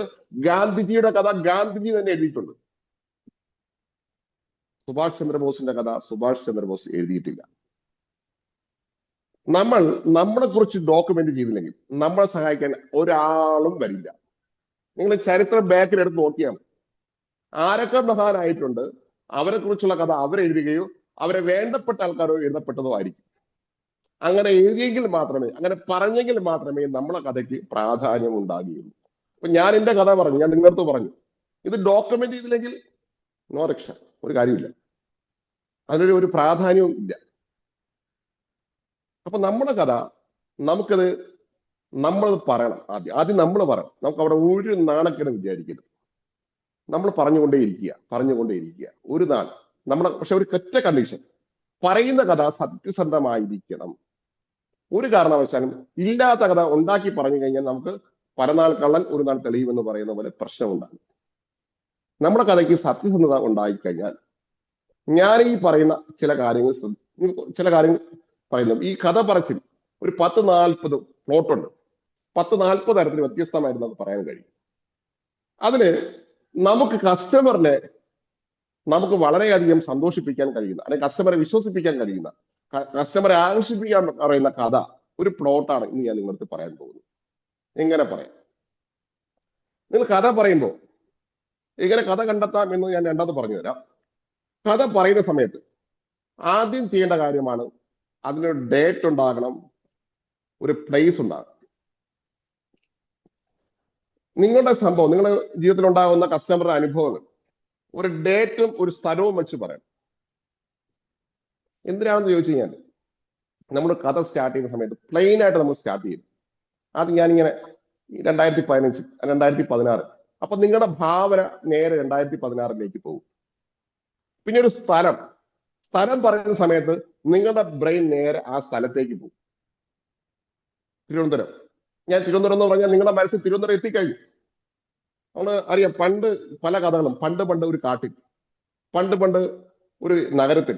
അപ്പൊ നമ്മുടെ മനസ്സിൽ കാട്, നഗരം ഒക്കെ എത്തിക്കഴിഞ്ഞു. പണ്ട് സമയം പണ്ടാ, ഡേറ്റ് പണ്ടാ.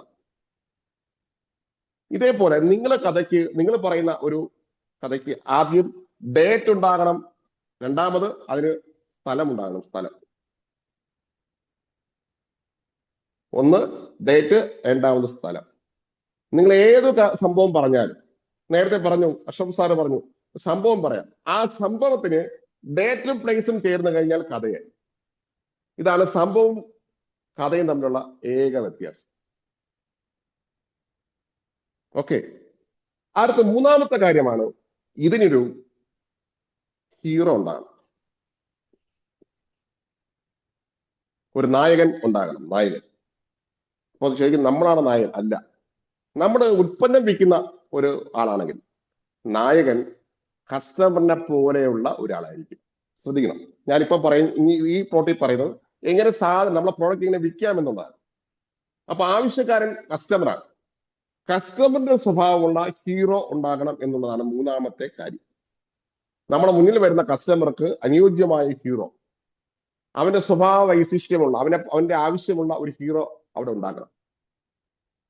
ഒരു പെട്ടെന്ന് കസ്റ്റമർ വരുമ്പോൾ നമുക്ക് ഉണ്ടാക്കാൻ കഴിയില്ല. നേരത്തെ ഇതൊക്കെ ഉണ്ടാക്കി വെക്കേണ്ട കാര്യങ്ങളാണ്. ഒരു കസ്റ്റമർ വരുന്ന മുമ്പേ നമുക്കൊരു 25 കഥയെങ്കിലും നമുക്കുണ്ടെങ്കിൽ, അതിന് അനുയോജ്യമായ ഒരു കസ്റ്റമർ നമ്മുടെ മുന്നിലുണ്ടെങ്കിൽ വളരെ പെട്ടെന്ന് ക്ലോസ് ചെയ്യാൻ കഴിയും. ഒരു ഹീറോ ഉണ്ടാകും. ഇനി മൂന്നാമത്തെ കാര്യമാണ്, അവനൊരു പ്രശ്നം, അവനൊരു പ്രോബ്ലം ഉണ്ടാകും. അവൻ ആ പ്രശ്നം കൊണ്ട് തലവേദന എടുത്തിരിക്കുന്ന ഒരാളായിരിക്കും. ഇനി അടുത്താണ് അതിന്റെ സൊല്യൂഷനാണ്.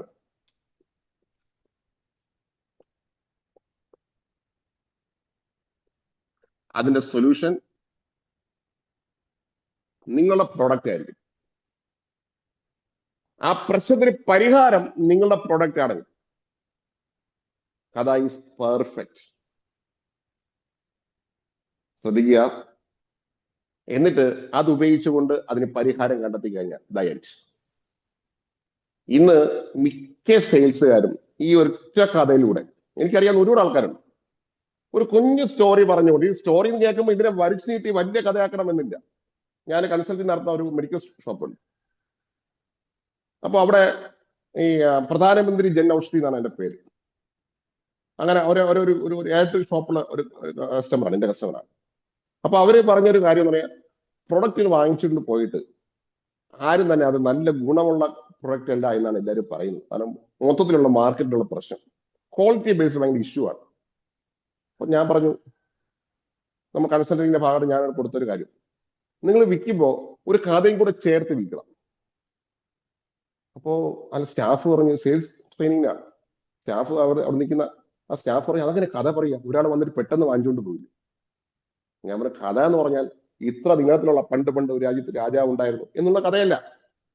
കൊടുക്കുമ്പോൾ ഈ പ്രോഡക്റ്റ് ഉപയോഗിച്ച് നിരവധി ആൾക്കാർക്ക് ഭയങ്കര മാറ്റം ഉണ്ടായി കേട്ടോ, കിടിലം മരുന്ന് അല്ലെങ്കിൽ മെഡിസിൻ അടിപൊളിയാണ് കേട്ടോ എന്നൊരൊറ്റ ലൈൻ മതി. പക്ഷെ അത് ഒരുപാട് പ്രശ്നമുള്ള ആളാണെങ്കിൽ, ഇത് മെഡിസിൻ എന്ന് പറഞ്ഞാൽ കുറഞ്ഞ അളവാണ്, പക്ഷെ നിങ്ങളെ പ്രൊഡക്റ്റ് വലുതാവും തോറും, ചിലപ്പോൾ 10,000 രൂപ പ്രൊഡക്റ്റ്, 1,00,000 രൂപ പ്രൊഡക്റ്റ് വലുതാകും തോറും ഈ ഫ്രെയിമിലേക്ക് വരും. ഒരു കുഞ്ഞ് സംഭവമാണെങ്കിൽ പ്രോബ്ലം സൊല്യൂഷൻ മാത്രം പറഞ്ഞാൽ മതി. പക്ഷെ ഒരു വലിയ കഥ, ഒരു വലിയ കസ്റ്റമർ ആണെങ്കിൽ, അല്ലെങ്കിൽ നിരന്തരം നമ്മളുടെ അടുത്തേക്ക് വരുന്ന കസ്റ്റമർ ആണെങ്കിൽ ഒരു വലിയ ഒരു കഥ പറയണം. ഞാൻ ഈ മെഡിക്കൽ സ്റ്റോറിന് ഇങ്ങനെ പരിശീലനം കൊടുത്തു, എന്നിട്ട് ഡിവൈഡ് ചെയ്ത് കൊടുത്തു. അപ്പൊ അവിടെയുള്ള സ്റ്റാഫ് അവിടുന്ന് ചാടി വേറെ സ്ഥലത്തേക്ക് പോയി. ഈ കഥ പറയുമ്പോൾ ചില മൈനസ് സംഭവിക്കുന്നുണ്ട്, അതിനെക്കുറിച്ചാണ് ഞാൻ ഈ പറയുന്നത്. അയാൾ വേറൊരു ഷോപ്പിലേക്ക് മാറിപ്പോയി, ചാടിപ്പോയി. എന്നിട്ട് എന്റെ ഈ ഐഡിയ ആ ഷോപ്പിൽ ഉപയോഗിച്ചു. അപ്പൊ ഞാൻ അവർക്ക് കൊടുത്തത് പ്രോബ്ലം സൊല്യൂഷനാണ്. പക്ഷെ അവൻ എന്ത് ചെയ്യുന്ന പറയാ, ഇത് ആദ്യം പോലെ കരുത്. ഇത്രയും സാധനങ്ങൾ അവിടെ വരുന്ന എല്ലാ കസ്റ്റമറുടെ അടുത്തും പറയാൻ തുടങ്ങി. അതായത് ഈ മരുന്ന് ഇന്ന സമയം ഇന്ന സാർ ഉപയോഗിക്കുന്നുണ്ട്, നിങ്ങളെപ്പോഴത്തെ ഇന്ന സാർ ഉപയോഗിക്കുന്നുണ്ട്, ആ സാർ ഉപയോഗിക്കുന്ന സാധനം ഭയങ്കര മാറ്റമാണ് എന്ന് പറയും. കാണുന്ന ആ പ്രൊഡക്റ്റ് വാങ്ങുന്ന എല്ലാ ആൾക്കാരുടെ അടുത്തും ഈ കഥ പറഞ്ഞു. പക്ഷെ നിർഭാഗ്യവശാൽ ആ സാറ് മരിച്ചുപോയി. പിന്നെ ഈ കഥ ഗുണമാണോ ദോഷമാണോ, ദെൻ അവിടെ പ്രശ്നമാണ്.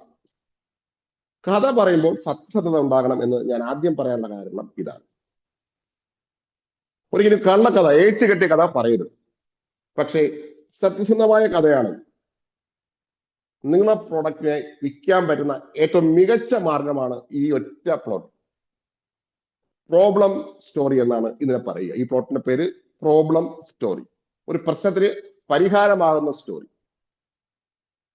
അപ്പോ ഇത് കേൾക്കുന്ന സമയത്ത് നിങ്ങൾക്ക് പലർക്കും ഇതൊക്കെ നടക്കുമോ, ഇതൊക്കെ സാധിക്കുമോ എന്നൊക്കെ ചോദിക്കാം. സാധിക്കും. നമ്മളിത് ചെയ്തിട്ടുള്ള നിരവധി അവസരങ്ങളുണ്ടാകും. നിങ്ങൾ ബിസിനസിന്റെ ഇടയിൽ ഇത് ചെയ്തിട്ടുള്ള നിരവധി സമയങ്ങൾ നിങ്ങൾക്കുണ്ടാകും. ഈ സമയത്തൊക്കെ നമ്മൾ അത് ഓർക്കുന്നില്ല എന്നുള്ളതാണ് സത്യം. നമ്മളത് ഓർത്തെടുക്കുക എന്നുള്ളതാണ് ഏറ്റവും പ്രധാനമായിട്ടുള്ള കാര്യം. നമ്മൾ അതിനുവേണ്ടി ചെയ്യേണ്ട കാര്യം. ഇങ്ങനെ കഥ ഉണ്ടാക്കാം, കഥയിലെ പ്ലോട്ട് ഇതാണ്, ഇതെങ്ങനെ നമ്മളുടെ ഇതിലേക്ക് എത്താം. നമ്മൾ ദിവസവും നമ്മുടെ അടുത്ത് വരുന്ന കസ്റ്റമർ നമ്മൾ നിരീക്ഷിക്കുക.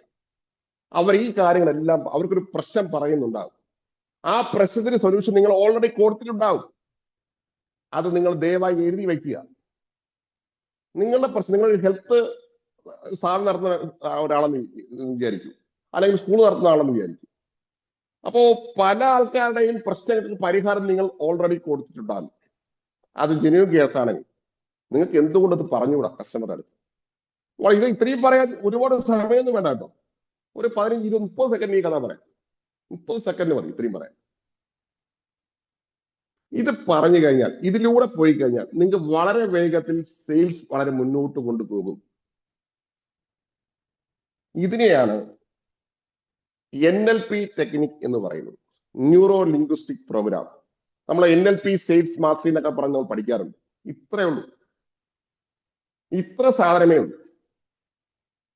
കഥകളിലൂടെ വളരെ വേഗത്തിൽ കസ്റ്റമർക്ക് മനസ്സിലാക്കിപ്പിക്കുക എന്നുള്ളതാണ് ഇതുകൊണ്ട് ഉദ്ദേശിക്കുന്നത്. കഥ പറയുമ്പോൾ വളരെ വേഗത്തിൽ നമ്മൾ പ്രൊഡക്റ്റ് വാങ്ങാനുള്ള സാധ്യത കൂടും. ഇപ്പൊ ഉദാഹരണം, കൊക്കക്കോള ചെയ്തൊരു പരിപാടിയാണ്. അവരുടെ റെഡാണ് അവരുടെ സിമ്പൽ. അപ്പൊ റെഡിലൂടെ അവർക്ക് ആകർഷിപ്പിക്കാമെന്ന് തോന്നിയ ഒരാളുടെ മനസ്സിൽ തോന്നിയ ഒരു ആശയമാണ് ഈ ക്രിസ്മസ് സമയത്ത് അവൾ ജിംഗിൾ ബെൽസ്, ഒരു ക്രിസ്മസ് അപ്പൂപ്പനെയൊക്കെ പാപ്പായൊക്കെ ഉണ്ടാക്കി റെഡ് കളർ കൊടുത്തുകൊണ്ട്, റെഡ് ആൻഡ് വൈറ്റ് കോമ്പിനേഷൻ. ഒരു ചെറിയ സംഭവത്തിനെ അവർ വലിയ സ്റ്റോറിയാക്കി അവരത് പ്രചരിപ്പിച്ചു, അവരത് ബ്രാൻഡ് ചെയ്തു. ഇന്ന് ലോകം മുഴുവൻ ക്രിസ്മസ് കേൾക്കുമ്പോൾ റെഡാണ്. റെഡിലൂടെ നേരെ ബാക്കിൽ പോകുന്നത് കൊക്കക്കോളയാണ്. ഇന്ന് ലോകത്തിലെ മികച്ച ബ്രാൻഡായിട്ട് കൊക്കക്കോള നിൽക്കാനുള്ള കാരണം ഒറ്റ സംഭവമാണ്. ഒരു സ്റ്റോറി അവർ മനോഹരമായിട്ട് അവർ ബ്രാൻഡാക്കി മാറ്റി എന്നുള്ളതാണ്. രണ്ടാമത്തതാണ്, നമുക്കറിയാം ഈ ചില സമയം ജൂവലറി പേര് പറഞ്ഞ ഒരു എന്താ പറയാ, സ്വർണം വാങ്ങുവാൻ പ്രത്യേക അവസരമുള്ള ഒരു കഥയുണ്ട്. അങ്ങനെ സാധനമേ ഇല്ല യഥാർത്ഥത്തിൽ. എന്താ അതിന്റെ പേര് പെട്ടെന്ന് ഓർക്കുന്നില്ല. സ്വർണം വാങ്ങുവാൻ എന്നൊരു അക്ഷയ തൃതീയ എന്ന് പറഞ്ഞ കഥയുണ്ടാക്കി സ്വർണ്ണക്കട ഷോപ്പ് നടന്ന ആൾക്കാർ ഒരു പ്രചരണം നടത്തി. അക്ഷയ തൃതീയ ദിവസം ആൾക്കാർ നേരെ ഷോപ്പ് ഇടിച്ചു കയറുക. ഇത് അവരുണ്ടാക്കിയ ഒരു ചെറിയ പ്ലോട്ടിനെ എടുത്തുകൊണ്ട് ഒരു കഥയുണ്ടാക്കി, സ്റ്റോറി ഉണ്ടാക്കി. നമ്മുടെ സ്ഥാപനത്തിനും ഇതേപോലെ ഒരു കഥ ഉണ്ടാക്കാൻ നമുക്ക് കഴിയാം. കഥയുണ്ട്, തീർച്ചയായിട്ടും കഥയുണ്ട്. ആ കഥയെ നമ്മൾ പ്രചരിപ്പിക്കാൻ ശ്രമിച്ചാൽ നമുക്കത് വലിയ വലിയ മാറ്റങ്ങൾ കൊണ്ടുവരാൻ കഴിയും. അതുകൊണ്ട് നിങ്ങളുടെ കഥയെ ഈ പ്ലോട്ടിൽ കൊണ്ടുവന്നിട്ട് നിങ്ങളത് പറയുക. പഴയ കാലത്ത് പറയുവാൻ വളരെ പ്രയാസമാണ്, ഇന്ന് വലിയ പ്രയാസമില്ല. പറയാനായിട്ട് ഒറ്റ മാർഗം നമുക്ക് ഉണ്ട്, ഒറ്റയല്ല നിരവധി മാർഗങ്ങളുണ്ട്. ഫോൺ എടുക്കുക, നമ്മൾ ഈ കഥ പറയുക, നമ്മൾ ഫേസ്ബുക്കിലോ ഇൻസ്റ്റയിലോ അല്ലെങ്കിൽ യൂട്യൂബിലോ ഇടുക, ആൾക്കാർക്ക് അയച്ചു കൊടുക്കുക. ഇതിങ്ങനെ നിരന്തരമാകുന്ന സമയത്ത് നിങ്ങൾക്ക് മികച്ച കഥ, നിങ്ങളുടെ സ്ഥാപനത്തെ കുറിച്ചുള്ള മികച്ച ഒരു എക്സ്പീരിയൻസ് മറ്റുള്ളവർക്ക് മനസ്സിലാവും. ഇതാണ് ഒന്നാമത്തെ സ്റ്റോറി ടെല്ലിങ്ങിന്റെ മാർഗം. ഈ സ്റ്റോറി ടെല്ലിങ് നമുക്ക് 3 തരത്തിൽ പറയാൻ കഴിയും. ഒന്ന്, നിങ്ങൾക്ക് പറയാൻ കഴിയും. 2, നിങ്ങൾക്ക് സ്റ്റാഫിനോ കസ്റ്റമറോ വിട്ട് പറയിപ്പിക്കാൻ കഴിയും. മൂന്നാമത്തതാണ് നിങ്ങളുടെ മികച്ച ബ്രാൻഡ് ആൾക്കാരെ കൊണ്ട് പറയിപ്പിക്കുക.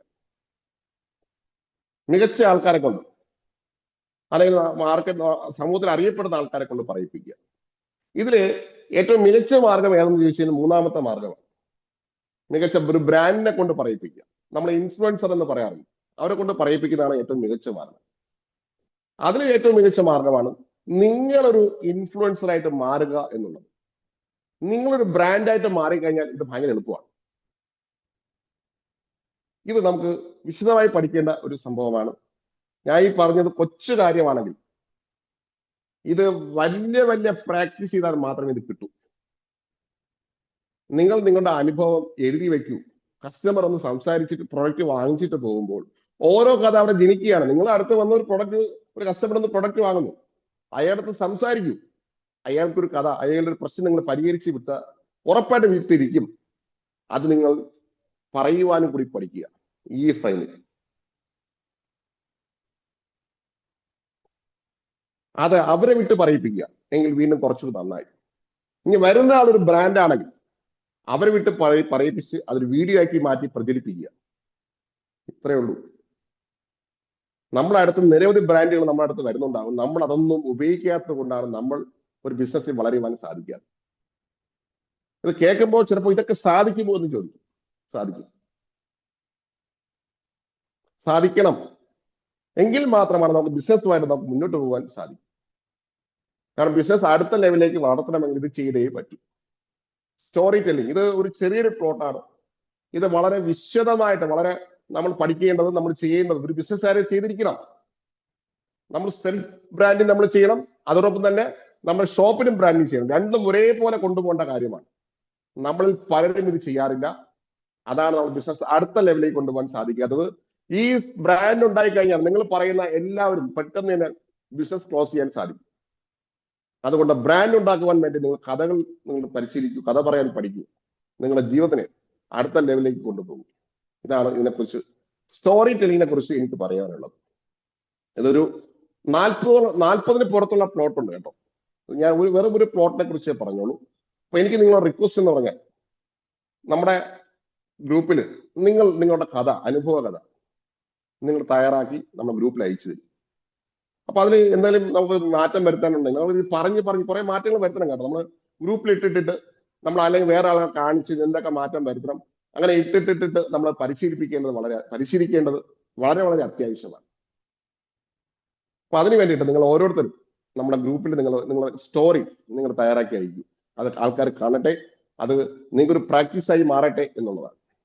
Okay, thank you. ഇന്നത്തെ ക്ലാസ് സ്റ്റോറി ടെല്ലിങ്ങിന്റെ ഇൻട്രോ ഇതാണ്. ഇത് വളരെ ഡീറ്റെയിൽ ആയിട്ട് പഠിക്കുന്ന സാധനമാണ്. ഒരു ഇൻട്രോ മാത്രമേ ഞാൻ പറയുന്നുള്ളൂ. ഇത് വളരെ പരിശീലിച്ച്, ഇത് ബിസിനസ്സുകാർക്ക് മാത്രമുള്ള ഒരു കാര്യമല്ല, എല്ലാവർക്കും വേണ്ട ഒരു കാര്യമാണ്. നമ്മളെ കഥ നമ്മൾ തന്നെ പറയുക ആദ്യം, പിന്നെ അത് മറ്റുള്ളവരെ ഏറ്റെടുപ്പിക്കുക, പിന്നെ ബാക്കി ചരിത്രമായിട്ട് അത് മാറും. Thank you. അത് പോസിറ്റീവ് കഥയും കൂടെ ആയിരിക്കണം കേട്ടോ. Okay, thank you. പ്രശാന്ത്, ഇത് എഴുതിയാണോ വെക്കേണ്ടത് അല്ല പറഞ്ഞാൽ മതിയോ? ഇല്ലല്ല, ഇത് പറയണം. പറഞ്ഞാൽ മാത്രമാണ്. നമുക്ക് എഴുതി കഴിഞ്ഞാൽ ആൾക്കാർ ഇന്ന് വായിക്കാനുള്ള സമയം നമുക്ക് വായിക്കില്ല. അതെ അതെ, പറഞ്ഞു അത് നമ്മൾ പറയുമ്പോൾ ദൃശ്യത്തിലാണ് വലിയ പ്രാധാന്യമുള്ളത്. ഞാനൊന്ന് പറയാം, എന്റെ മുഖം എന്റെ തല എന്ന് മമ്മൂട്ടി പണ്ട് പറഞ്ഞ ഓർമ്മയുണ്ടല്ലോ. അത് വെറുതെ പറഞ്ഞല്ല, അദ്ദേഹം ഇതൊക്കെ പ്രാക്ടിക്കൽ അദ്ദേഹം ചെയ്തുകൊണ്ടാണ് അദ്ദേഹം ഇങ്ങനെ നിൽക്കുന്നത് ഈ പ്രായത്തിൽ. നമ്മളത് ചെയ്യുന്നില്ല. നമ്മളത് ചെയ്യണം. നമ്മളെ കാര്യം, നമ്മളെ ബ്രാൻഡ് ചെയ്യാൻ നമ്മൾ മാത്രമേ ആദ്യം ഉണ്ടാകുകയുള്ളൂ. സോ ദയവായി നമ്മുടെ ഗ്രൂപ്പിൽ അയക്കുക. നമുക്ക് എന്തെങ്കിലും മിസ്റ്റേക്ക് ഉണ്ടെങ്കിൽ നമുക്ക് തിരുത്തി പോകാം. ഇല്ലെങ്കിൽ പേഴ്സണലായിട്ട് അയക്കുക, അല്ലെങ്കിൽ നമ്മളെ അർജുനന് അയച്ചു കൊടുക്കുക. അർജുനൻ നോക്കിയിട്ട് വളരെ പെട്ടെന്ന് പറഞ്ഞു തരാൻ കഴിവുള്ള ആളാണ്. അപ്പൊ നമുക്കത് മികച്ചൊരു എക്സ്പീരിയൻസ് നമുക്ക് മറ്റുള്ളവർ ഷെയർ ചെയ്യുന്നതാണ് നമ്മുടെ ബിസിനസിനെ ഗുണകരമായി മാറ്റുക. ഇത് ചെറിയൊരു കാര്യമല്ല. ഞാൻ ഒരു കാര്യം കൂടി പറഞ്ഞുകൊണ്ട് അവസാനിപ്പിക്കാം. ഞങ്ങൾ എടുക്കുന്ന ക്ലാസ് ഒരു നിസ്സാര ക്ലാസ്സേ അല്ല. ഞങ്ങളത് ഫ്രീ ആയതുകൊണ്ട് ആർക്കും അതിന്റെ ഗൗരവം വളരെ കുറയുന്നുണ്ടോ എന്നൊരു സംശയമുണ്ട്. വലിയ ട്രെയിനർമാർ എടുക്കുന്നതിനേക്കാൾ കണ്ടന്റ് ഞങ്ങൾക്ക് നിങ്ങൾക്ക് തരുന്നുണ്ട്. നിങ്ങൾ പലരും അത് ഉപയോഗിക്കുന്നില്ല എന്നുള്ളത് വളരെ വിഷമമുള്ള ഒരു കാര്യമാണ്. നിങ്ങൾ ലക്ഷങ്ങൾ കൊടുത്ത് പഠിക്കുന്ന കണ്ടന്റാണ് ഞങ്ങൾ ഫ്രീ ആയിട്ട് തരുന്നത്. ഈ സ്റ്റോറി ടെല്ലിംഗ് എന്നൊക്കെ പറയുന്നത് അങ്ങനെ ഒരു ഞാൻ കണ്ടിട്ടില്ല. അധികം വളരെ കോസ്റ്റ്ലി ആയിട്ട് എടുക്കുന്ന ആൾക്കാരെ മാത്രമാണ് അത് പഠിപ്പിക്കുന്നത്. നിങ്ങൾ യൂട്യൂബിലൊക്കെ സെർച്ച് ചെയ്യും, എത്ര പേരുണ്ടാവും. അതായത് ചെറിയ ആമുഖങ്ങൾ മാത്രം പറഞ്ഞു പോവുകയാണ്. ഇനി അടുത്ത് നമുക്ക് ഇതിന്റെ ഇൻട്രോ ആണ്. ഇനി നമുക്കത് എങ്ങനെ നമുക്ക് പരിശീലിക്കുമ്പോൾ എങ്ങനെ പറയണം, നമുക്ക് ഡീറ്റെയിൽ ആയിട്ട് പഠിക്കേണ്ട ഒരു സംഭവമാണ്. ക്യാമറ എങ്ങനെ അറ്റൻഡ് ചെയ്യണം, എങ്ങനെയാണ് നമ്മൾ നോക്കേണ്ടത്, അതിനെക്കുറിച്ച് അറിയുന്ന ആൾക്കാർ നിങ്ങളുടെ അടുത്ത് പറയും. ഇന്നലെ ഇംഗ്ലീഷിനെ കുറിച്ചുള്ള ക്ലാസ് ഉണ്ടായിരുന്നു. അപ്പൊ ക്ലാസ്സിനിടെ ഒരാൾ ചോദിച്ചു ഇംഗ്ലീഷ് കമ്മ്യൂണിക്കേറ്റീവ് ഇംഗ്ലീഷ് അല്ലെങ്കിൽ ബിസിനസ് ഇംഗ്ലീഷ് പ്രത്യേകിച്ചുണ്ടോ എന്നുള്ളതാണ്. അപ്പോൾ നമ്മളെ മറുപടി പറഞ്ഞില്ല, അതങ്ങനെയില്ല, ഇംഗ്ലീഷ് പൊതുവെ ഒന്നേ ഉള്ളൂ, പക്ഷെ അത് ആൾക്കാർ ക്രിയേറ്റ് ചെയ്യുന്നതാണ്. നമുക്ക് ഒരു ബുദ്ധിമാൻ ക്രിയേറ്റ് ചെയ്ത ഒരു സ്റ്റോറിയാണ് ബിസിനസ് ഇംഗ്ലീഷ് എന്നുള്ള കഥ. അവൻ വളരെ വ്യത്യസ്തമായ ഒരു പ്രോഡക്റ്റ് ഒരു കഥയിലൂടെ ഉണ്ടാക്കി. ഇതാണ് മികച്ച ബിസിനസ് തന്ത്രം എന്ന് പറയുന്നത്. അത് പല ആൾക്കാരെ മനസ്സിൽ സ്ട്രൈക്ക് ചെയ്തു. ബിസിനസ്സുകാരെ പെട്ടെന്ന് ഇംഗ്ലീഷ് പഠിപ്പിക്കാനുള്ള ഒരു ആശയം ഉണ്ടായി. അല്ലെങ്കിൽ ഇത് ബിസിനസ് ഇംഗ്ലീഷ് സംഭവം അങ്ങനെ സാധനമൊന്നുമില്ല. കോപ്പറേറ്റീവ് ഇംഗ്ലീഷ് എന്നൊക്കെ പറയും സാധനം അങ്ങ് വരും. ഇത് കഥയാണ്. കാരണം ബിസിനസ്സുകാരതിന്റെ പോസിറ്റീവ് വശം എടുക്കണം. ശരിക്കും ഒരാളുടെ മനസ്സിലുണ്ടായ ഒരു തന്ത്രമാണ് ബിസിനസ് ഇംഗ്ലീഷ്. നമ്മൾ പല കഥയ്ക്കും അകത്താണ്. നമ്മളെ പ്രോഡക്റ്റിനെ കുറിച്ച് നമ്മൾ കഥ ഉണ്ടാക്കുക എന്നുള്ളതാണ് നമുക്ക് ചെയ്യാൻ പറ്റുന്ന കരണീയമായിട്ടുള്ള കാര്യം. നിസ്സാര ഒരു കാര്യമല്ല സ്റ്റോറി ടെല്ലിംഗ്. നമ്മുടെ എല്ലാത്തിന്റെ ബേസ് സ്റ്റോറിക്ക് അകത്തുണ്ട്. പക്ഷെ നമ്മൾ സ്റ്റോറി ടെല്ലിംഗ് എന്ന് കേൾക്കുമ്പോൾ സ്റ്റോറി നമ്മളെക്കുറിച്ച് നമുക്ക് ഉണ്ടാക്കാൻ കഴിയുമോ? അങ്ങനെയല്ല, എല്ലാവർക്കും ഉണ്ടാക്കാൻ കഴിയും. ഇതൊരു ചെറിയ കാര്യമേ അല്ല അല്ല അല്ല. സോ എന്തെങ്കിലും സംശയം ഇതുമായിട്ട് ബന്ധപ്പെട്ടുണ്ടോ? പ്രശാന്ത്, ഇത് എത്ര സമയം ഉണ്ടാകണം? നമുക്കൊരു ഒരു 3 മിനിറ്റിനകത്ത് നമുക്ക് ചുരുക്കാം, 3-5 മിനിറ്റിനകത്ത് ചുരുക്കാം. നമുക്ക് ആൾക്കാർക്ക് പൊതുവെ അറ്റൻഷൻ എന്ന് പറഞ്ഞാൽ 1 മിനിറ്റാണ്. അതെ അതെ. ഒരു മിനിറ്റാണ് ഒരാൾ അതേ ശ്രദ്ധിക്കുള്ളൂ. അതിന്റെ അപ്പുറം പറ്റുക 50 സെക്കൻഡ് 1 മിനിറ്റിന് ഇടയ്ക്ക് നിർത്തണം. 50-60 സെക്കൻഡ് ഇടയ്ക്ക് നിർത്തുന്നതാണ് ഒരു സ്റ്റാൻഡേർഡ് എന്ന് പറഞ്ഞാൽ. അപ്പൊ ഒരു ക്യാപ്ഷൻ പോലെ മതി അല്ലേ? മതി. നമുക്ക് വളരെ ചുരുക്കി പെട്ടെന്ന് പറയാൻ കഴിയും. പക്ഷെ അത് പവർ, ഇതിന് ചില വാക്കുകൾ വളരെ പ്രധാനപ്പെട്ടതാണ്. അതെ. അത് നമ്മൾ വിശദമായി ഓരോ കസ്റ്റമർക്കും വ്യക്തി നമ്മൾ കൺസൾട്ടിങ് കൊടുക്കുന്ന സമയത്ത് നമ്മൾ പറയാറുണ്ട്, അവരെ കസ്റ്റമർ മനസ്സിലാക്കിയിട്ട് കസ്റ്റമറുടെ പെയിൻ പോയിന്റുള്ള കുറെ വാക്കുകളുണ്ടാവും. ആ വാക്കുകൾ ഇടയ്ക്കിടയ്ക്ക് വരികയും അതിന്റെ സൊല്യൂഷനുകൾ കൊടുക്കുകയും കൂടി ചെയ്യാണ്. ഞാൻ ഈ ചോദ്യം ചോദിക്കുന്ന മറ്റുള്ളവരാരും ചോദിക്കാത്തത് കൊണ്ട് എല്ലാവർക്കും ഒരു ആൻസർ ആയിക്കോട്ടെ എന്ന് ഓർത്തിട്ടാ. അതെ. സാറിന്റെ അനുഭവം ഉണ്ടെന്ന് എനിക്കറിയാം. ക്യാപ്ഷൻസ് വാക്കുകൾ ഭയങ്കര ഗുണമുണ്ട്. കാരണം നമ്മൾ കസ്റ്റമറിന്റെ പെയിൻ പോയിന്റ് എഴുതി വെക്കുകയാണെങ്കിൽ തന്നെ പലർക്കും ഉണ്ടാവില്ല. നമ്മുടെ സാധനം വാങ്ങാൻ എന്തിന് കസ്റ്റമർ വരുന്നു എന്ന് പല ബിസിനസ്സുകാർക്ക് അറിയില്ല. അവരെന്തിനുള്ള സൊല്യൂഷൻ ആണെന്ന് പല ബിസിനസ്സുകാർക്കും അറിയില്ല. അതാണ് സത്യമായിട്ടുള്ള കാര്യം. അപ്പോൾ നമ്മളത് മനസ്സിലാക്കി ഇതൊക്കെ ഏത് രീതിയിൽ തയ്യാറാക്കേണ്ട കാര്യങ്ങൾ. ബിസിനസ് ചെയ്യുക എന്ന് പറഞ്ഞാൽ ചുമ്മാ ഒരു ഈസി ഗെയിൻ അല്ല, വലിയ ടാസ്ക് ആണ്. ഭയങ്കര നമ്മൾ ശ്രദ്ധിച്ച് ചെയ്യേണ്ട കാര്യമാണ്. ഓക്കെ, വേറെ ആഗ്രഹം ഉണ്ടോ? എന്തെങ്കിലും സംശയമുണ്ടോ? ഓക്കെ, അപ്പൊ നമുക്ക് അവസാനിപ്പിക്കാം. നമുക്ക് നിങ്ങളുടെ കഥ, നിങ്ങളുടെ സ്റ്റോറി കേൾക്കാൻ ഞാൻ വളരെ താല്പര്യമുള്ള ആളാണ്. നിങ്ങൾ കസ്റ്റമറിന്റെ ഒരു സംഭവങ്ങൾ പറയുക. നമുക്ക് കഥ വലിയ ഗുണം, നമ്മൾ ബിസിനസ് അടുത്ത ലെവലിലേക്ക് മാറ്റാൻ പറ്റുന്ന ഏക വഴി ഇതാണ്. ഞാൻ എങ്ങനെ അത് ഇത് ചെയ്യണ്ടേ സാറേ? നമ്മുടെ ഈ ഗ്രൂപ്പിൽ വീഡിയോ ആയിട്ട് ഇട്ടാൽ മതി. വീഡിയോ ആയിട്ട് ഇട്ടാൽ മതിയോ? ആ വീഡിയോ, അതെ, വീഡിയോ എടുക്കുക. ഒരാളെ കൊണ്ട് വീഡിയോ എടുപ്പിക്കുക, അല്ലെങ്കിൽ നമ്മൾ എടുക്കുക. നമുക്ക് എഡിറ്റിംഗ് ഒന്നും ചെയ്യണമെന്നില്ല. ഓക്കെ, നിങ്ങളെ ഒരു ഓഫർ കൂടെ ഞാൻ തരാം. നിങ്ങൾ അയച്ചു തന്നെ ഞാൻ എഡിറ്റ് ചെയ്ത് ഞങ്ങൾ അയച്ചു തരാം. ഓക്കെ, നിങ്ങൾക്ക് ഞങ്ങൾക്ക് എഡിറ്റ് ചെയ്ത് അയച്ചു തരാം. ഓക്കെ, നമ്മളത് വലിയ ഒരു തെറ്റൊക്കെ വരട്ടെ, കുഴപ്പമില്ല, നോ പ്രോബ്ലം. തെറ്റ് വരട്ടെ. നമുക്ക് തെറ്റി നടക്കാൻ പഠിച്ചത് നമ്മളെ വീണിട്ടാണല്ലോ, വീഴ്ച സംഭവിച്ചിട്ടല്ലേ നടക്കാൻ പഠിച്ചത്. ഇതേപോലെ നമ്മളിതൊക്കെ ചെയ്യുമ്പോൾ പ്രശ്നം ഉണ്ടാകും, സ്വാഭാവികം. അപ്പൊ നിങ്ങളെ സപ്പോർട്ട് ചെയ്യാൻ ഞങ്ങളുണ്ട്.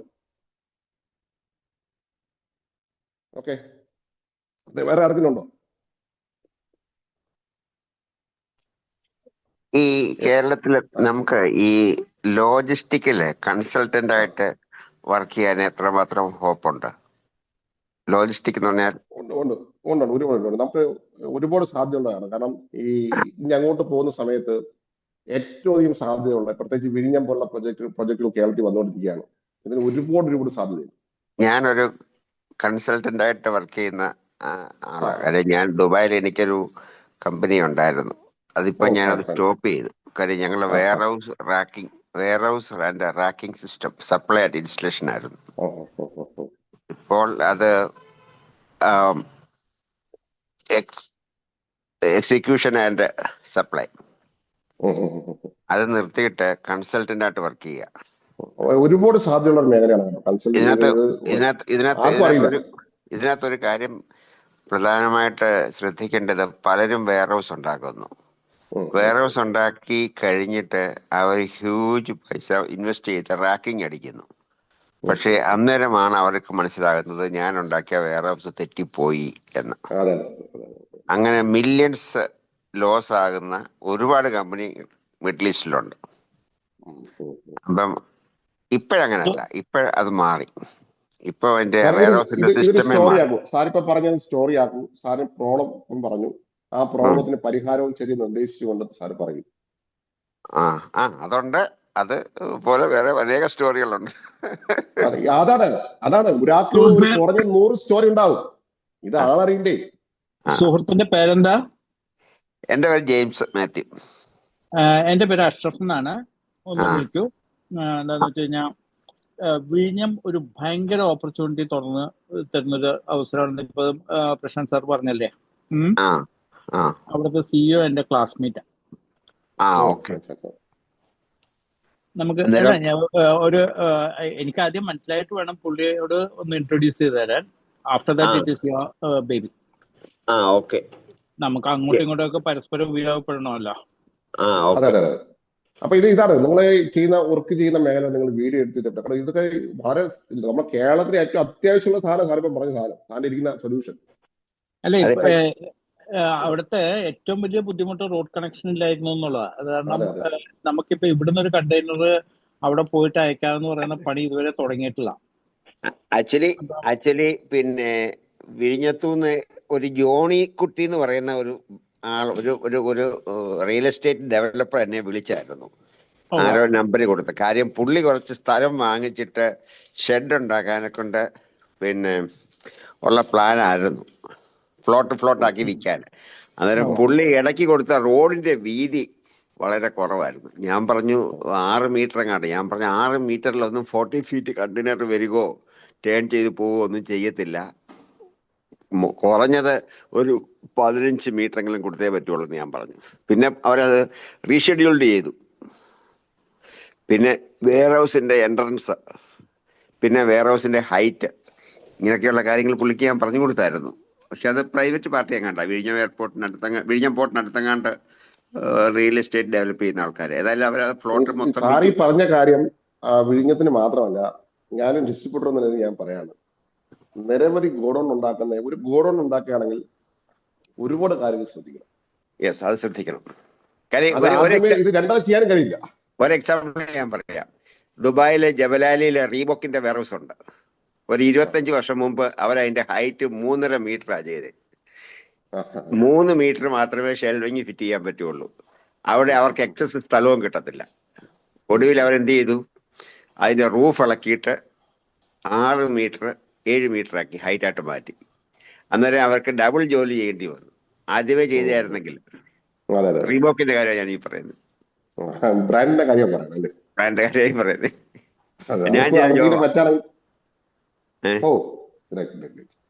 നമ്മുടെ പേര് എവിടെയാ? നിങ്ങൾ സ്വദേശം എവിടെയാ? പത്തനാപുരം. അപ്പൊ പിന്നെ വിഴിഞ്ഞത്തേക്ക് പോകാൻ പറ്റിയ ബുദ്ധിമുട്ടില്ല അല്ലെ? ഒരു ബുദ്ധിമുട്ടില്ല. ഞാൻ പറഞ്ഞത് ശ്രീകുമാർ എന്ന് പറയുന്നത് സിഇഒ ആണ്. അതായത് അവിടെ 2 സിഇഒ ആണ് എം ഡിക്ക് റിപ്പോർട്ട് ചെയ്യുന്നത്. ഒന്ന് അദാനിയുടെ സിഇഒ ഉണ്ട്, ഒന്ന് കേരള ഗവൺമെന്റ് സിഇഒ ഉണ്ട്. ഞാൻ പറയുന്ന ശ്രീകുമാർ കേരള ഗവൺമെന്റിന്റെ സിഇഒ ആണ്. എന്റെ കൂടെ സ്കൂളിൽ ഒരുമിച്ച് പഠിച്ചതും കാലത്തെ ഗുഡ് മോർണിംഗ് എല്ലാ ദിവസവും അയക്കുന്നവനോ. സാറിന് ഒരു കാര്യം ചെയ്താൽ മതി. എന്റെ നമ്പർ ഇതാണ് 94. ഞാൻ സാറിന്റെ നമ്പർ എന്താ വിളിച്ചാൽ എല്ലാവർക്കും സാറെ കോൺടാക്ട് ചെയ്താൽ. കാര്യങ്ങളുണ്ട്. നമ്മൾ ട്രസ്റ്റ് ഉണ്ടാക്കി കൊടുക്കേണ്ട നമ്മുടെ ഉത്തരവാദിത്തമാണ്. വീഡിയോ ഇടൂ, ആ വീഡിയോ കൂടി നമ്പർ വയ്ക്കൂ, നമുക്ക് വിളിക്കാം. Okay okay. അപ്പം എല്ലാവർക്കും അശോക് സാറിന്റെ നമ്പർ തരാമോ? 9953 53 9953 8888. ഓക്കെ. അല്ല, ഇതിലെ നമ്പർ വേറെയാണ്. ഇതാണ് എന്റെ ഡയറക്റ്റ് നമ്പർ. ഇത് ഈ ഡാറ്റാസും ഇങ്ങനത്തെ വീഡിയോ കോൾസും ഒക്കെ വേണ്ടിയിട്ടുള്ള നമ്പർ. ഓക്കെ. 9953888888. അതെ അതെ. നമ്മുടെ പേരൊന്നും കൂടി പറഞ്ഞാൽ ഞാൻ പെട്ടെന്ന്. ജെയിംസ് മാത്യു. ഓക്കെ, ഞാൻ നോട്ട് ചെയ്ത് വെച്ചേക്കാം. ഒരു ഹായ് ഇട്ടേരും, ഒരു വാട്സാപ്പ് മെസ്സേജ് ഇട്ടേരും, ഞാൻ സേവ് ചെയ്തേക്കാം. Just okay okay okay. സുപ്രഭാതം നേരുന്നു. All the best. Thank you.